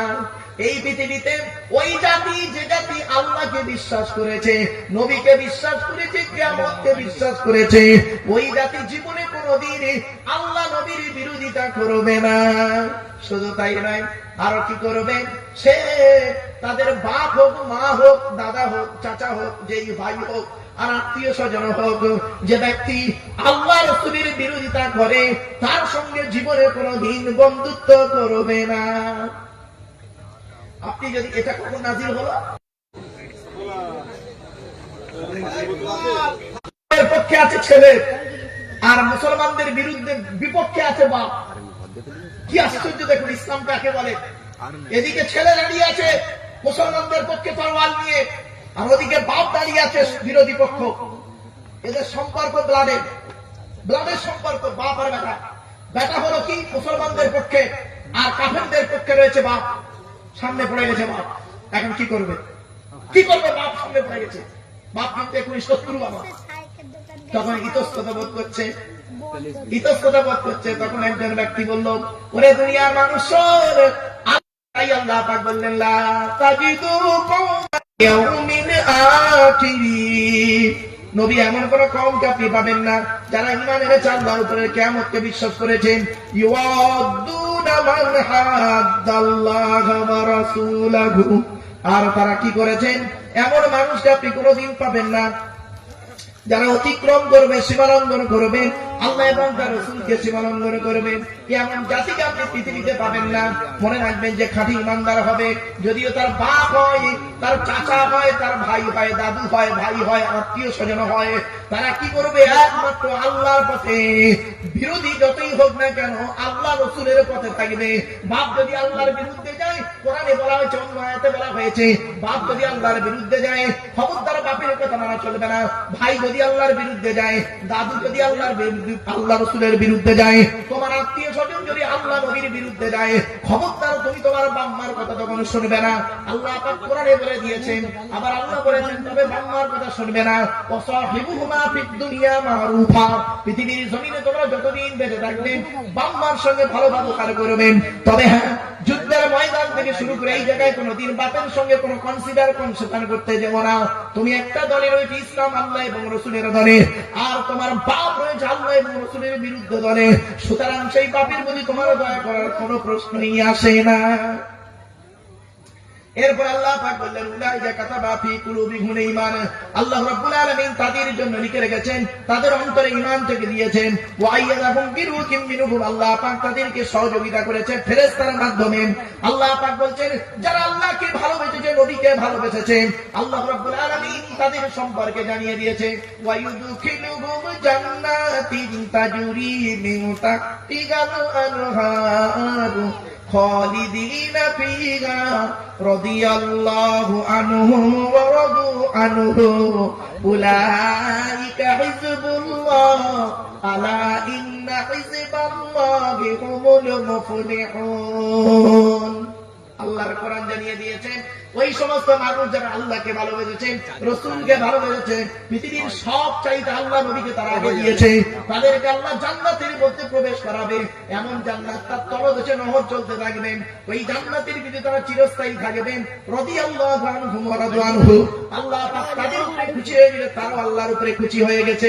ওরে বাবা, তারা কোন দলের লোক? অন্য কোন দলের লোক নয়, তারা হলো উলাইকা হিজবুল্লাহ, তারা হলো আল্লাহর দল। আল্লাহর দল, পৃথিবীতে দল হলো দুটো। এই কোরআনে আছে, এই সূরার মধ্যেই তো পেলাম, সূরা মুজাদালার মধ্যে আছে পৃথিবীতে দল হলো দুটো, যারা পৃথিবীতে খারাপ কাজ করেন, আল্লাহর বিরোধিতা করে, রাসূলের বিরোধিতা করে, তারা হলো শয়তানের দল। উলাইকা হিজবুশ শয়তান, আগের আয়াতে বললো উলাইকা হিজবুশ শয়তান, তারা হলো শয়তানের দল। আর যারা আল্লাহকে ভালোবাসে, রাসূলকে ভালোবাসে, পৃথিবীর মানুষের ভালো কামনা করে, তারা হলো আল্লাহর দল। উলাইকা হিজবুল্লাহ, তারা হলো আল্লাহর দল। আলা ইন্না হিজবাল্লাহি হুমুল মুফলিহুন, আল্লাহর দলই পৃথিবীতে কামিয়াবি হয়, জোরে বলুন সুবহানাল্লাহ। এজন্য আপনাদের বলে যাচ্ছি, আমার মা বোনরা ভালো করে শুনে নিন, কোন ছেলেকে জামাই করবেন, যে ছেলের মধ্যে দুইটা গুণ পাবেন ওই ছেলেকে জামাই করবেন। কোন মেয়েকে বৌমা করবেন, যে মেয়ের মধ্যে 6টা গুণ পাবেন। মুসলিমা তিনি, মেয়েটা মুসলমান কিনা খবর নেবে। 2 নাম্বার মুমিনা তিনি, মেয়েটা বিশ্বাসী মেয়ে কিনা খবর নেবে। 3 নাম্বার হলো কনিতা তিনি, আনুগত্যশীল মেয়ে কিনা খবর নেবে। 4 নাম্বার হলো তাইবা তিনি, তওবাকারী মেয়ে কিনা খবর নেবে। 5 নাম্বার হলো আবিদা তিনি, মেয়েটা ইবাদতকারী মেয়ে কিনা খবর নেবে। মেয়েটা 5 ওয়াক্ত নামাজ পড়ে কিনা খবর নেবে।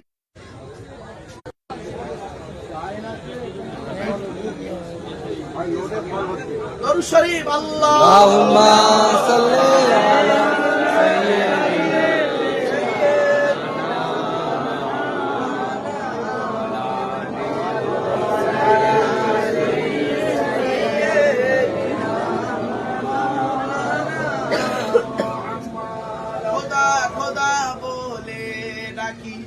তবু খোদা পাই না, এখনো মলিন কেন হৃদয়েরই আয়না। আল্লাহুম্মা সাল্লি আলা সাইয়্যিদিনা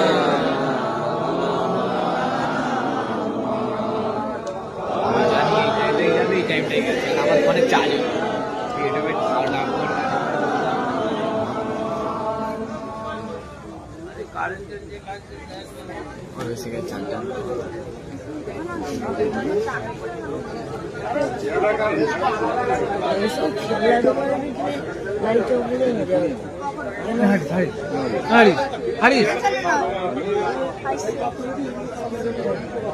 কি কি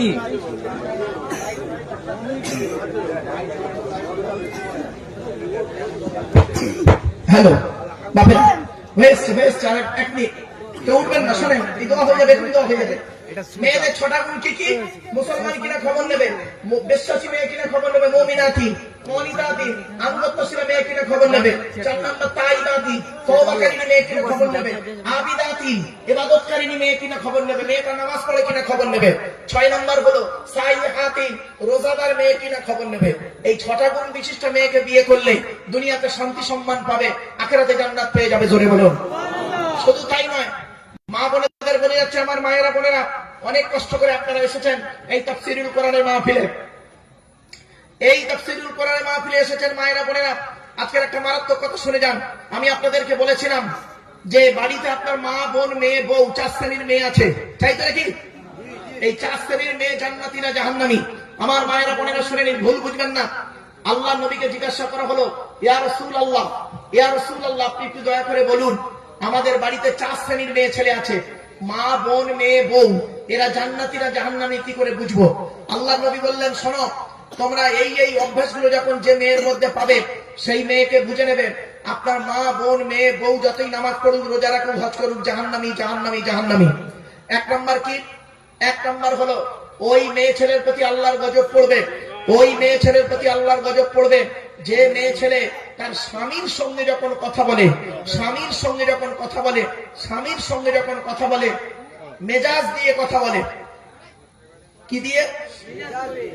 তার স্বামীর সঙ্গে কথা বলে মেজাজ দিয়ে, স্বামী ছাড়া অন্যের সঙ্গে পরকীয়ায় জেনায় লিপ্ত হয়। 4 নাম্বার হলো ওই মেয়ে ছেলে জাহান্নামী, যে মেয়ে ছেলে তার স্বামীর পরিবারের সঙ্গে খারাপ ব্যবহার করে। স্বামীর পরিবার কারা? স্বামীর বাপ, স্বামীর মা, স্বামীর ভাই, স্বামীর বোন, অর্থাৎ এদের সঙ্গে যারা খারাপ ব্যবহার করে যে মেয়ে ছেলে, ওই মেয়ে ছেলে নামাজ পড়লে রোজা রাখলো জাহান্নামী। 4 নাম্বার হলো, 5 নাম্বার হলো ওই মেয়ে ছেলে জাহান্নামী যে মেয়ে ছেলে বিনা কারণে স্বামীর বিছানা ছেড়ে দিয়ে অন্য বিছানায় রাত কাটায়। যে মেয়ে ছেলে বিনা কারণে স্বামীর বিছানা ছেড়ে দিয়ে অন্য বিছানায় রাত কাটায়। এরপর আসছে ওই মেয়ে ছেলে জাহান্নামী, আল্লাহর গজব পড়বে যে মেয়ে ছেলে স্বামীকে বলে, তোমার সঙ্গে বিয়ে হয়ে আমার জীবনটা নষ্ট হয়ে গেছে, তুমি আমার জীবনটা শেষ করে দিয়েছো, আমার সর্বনাশ করে দিয়েছো। ওই মেয়ে ছেলের প্রতি আল্লাহর গজব লানো। মনে রাখবেন, জন্ম, মৃত্যু, বিবাহ, তিনটে জিনিস তকদিরে লেখা থাকে, যার সেখানেই তার হয়। জন্ম কবে হবে, কোথায় হবে, কার পেটে হবে, তোমার তকদিরে লেখা থাকবে যার পেটে, তার পেট থেকেই তুমি পৃথিবীতে বেরোবে। 2 নাম্বার, বিয়ে কোথায় তোমার হবে, কোন ছেলের সঙ্গে বিয়ে হবে, 2 ছেলের বাপ কি, 1 ছেলের বাপ কি, ফ্রেশ ক্যান্ডিডেট কি গন্ডগোল ক্যান্ডিডেট, তোমার কপালে যেটা লেখা আছে সেটাই হবে। তবে তুমি আল্লাহর কাছে কাঁদাকাটা করো, আল্লাহ যেন তোমার সতী নারীকে বিয়ে দেয়, সৎ পুরুষের সঙ্গে তোমার জীবনযাপন হয়। 3 নাম্বার হলো, কোন জমিনে কোথায় মৃত্যু হবে, একমাত্র আল্লাহ সেটিং করে রেখেছে। জন্ম, মৃত্যু, বিবাহ চোখে দেখবেন। অনুরোধ করে বলে যাচ্ছি, আজকের এই তাফসীরুল কোরআনের মাহফিল এখানে শেষ করা হবে। দোয়া হবে, সকলে দোয়াতে শামিল হবেন। মা বোনেরা সকলে দোয়াতে শামিল হবেন। একটা কথা বলা হলো না হুজুর, কোন ছেলের সঙ্গে বিবাহ হবে? এই সর্বনাশ, ঠিক বলেছে। কোন ছেলেকে জামাই করবে, যে ছেলের মধ্যে 2টো গুণ পাবে। এটাকে একটু বলে দিবি, হ্যাঁ? কোন ছেলেকে জামাই করবেন, যে ছেলের মধ্যে 2টো গুণ পাবে। 1 নাম্বার, ছেলেটি সৎ ছেলে কিনা খবর নেবে। কি বললাম? জোরে বলেও, সৎ ছেলে কিনা খবর নেবে। আচ্ছা, সৎ কাকে বলে, কোন লোকটাকে সৎ বলে? চলুন নবীজির হাদিস। আল্লাহ নবী বলেছেন, 2 ঠোঁটের মাঝখানে, এই জিভের গ্যারান্টি দাও, 2 ঠোঁটের মাঝখানে হারাম খাবার খাওয়া থেকে জিভটাকে ঠিক করো, বাজে ভাষা বলা থেকে জিভটাকে ঠিক করো, পরনিন্দা পরচর্চা করা থেকে জিভটাকে ঠিক করো, লজ্জাস্থানকে হেফাজত করো। 2 ঠোঁটের মাঝখানে। আর 2 নাম্বার হলো 2 রানের বিছখানে। এই 2টো জিনিস যে হেফাজত করবে, ওই লোকটাই হলো সৎ। সুতরাং 1 নাম্বার, ছেলেটি সৎ ছেলে কিনা খবর নেবে। আপনি মেয়ে দেখতে গেলে মেয়ের অনেক কিছু দেখেন, ব্যাকগ্রাউন্ড দেখেন, মেয়ের মা কেমন, মেয়ের বাপ কেমন, মেয়ের ফ্যামিলি কেমন, মেয়ের চরিত্র কেমন। তা ছেলের কিছু দেখেন না কেন, খালি ছেলের টাকা দেখেন। মেয়েদেরকে যেমন শিক্ষিত করছেন, ছেলেদেরকেও শিক্ষিত করুন। মেয়েদেরকে দেখতে গেলে কোরআন পড়া শেখার শুনছেন, মেয়েটা কোরআন পড়তে পারে কিনা শুনে নিচ্ছেন। আর ছেলে দেখতে গিয়ে কেন বলেন না, এই ছেলে, এই কোরআন পড়তে পারো, নামাজ পড়তে পারো, রোজা রাখতে পারো, হজ করুন, এই কি বলে, পাক না পাক কি জানো, কেন বলেন না? বলবেন, খবরদার বলে যাচ্ছে, এগুলো বলবেন, দায়িত্ব আপনাদের। 1 নাম্বার, ছেলেটি সৎ ছেলে কিনা খবর নেবেন। 2 নাম্বার, ছেলেটি কর্মী কিনা খবর নেবেন, কর্মী কিনা, পরিশ্রম করে কিনা, বাপের হোটেলে খায়, এমন ছেলেকে জামাই করবেন না, ফেসে যাবেন। তাই অনুরোধ করে বলে যাচ্ছি, এই ছেলেদের 2টো গুণ, মেয়েদের 6টা গুণ। আর কোন মেয়ে জাহান্নামী আমি বলে দিলাম, বাড়ি থেকে মা বোনরা একটু ঠিক করে নেবেন। আসুন, মানবরিয়া সানসাইন অ্যাসোসিয়েশনের পক্ষ থেকে ন্যায়ের সাথে MSSA, অর্থাৎ মারোবাড়িয়া সানসাইন অ্যাসোসিয়েশন, শর্ট ফর্ম, ফুল ফর্মটা হচ্ছে ওইটাই, মারোবাড়িয়া সানসাইন অ্যাসোসিয়েশন। এর শর্ট ফর্ম হলো কি, শর্ট নাম হলো MSSA, সমাজের পাশে। আপনারা জানেন, এটা আমাদের হয়েছে, রেজিস্ট্রেশন হয়েছে, স্টার্ট হয়েছে 2021।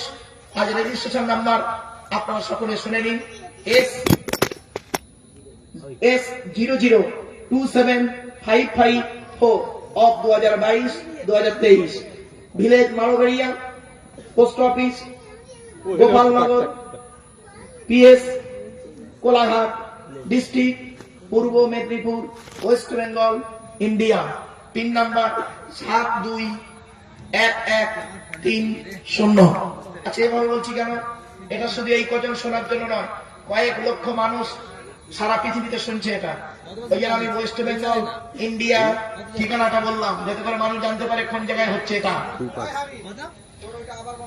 রেফারেন্স নাম্বার এতে রয়েছে। আসসালামু আলাইকুম রহমতুল্লাহি ওয়া বারাকাতুহু।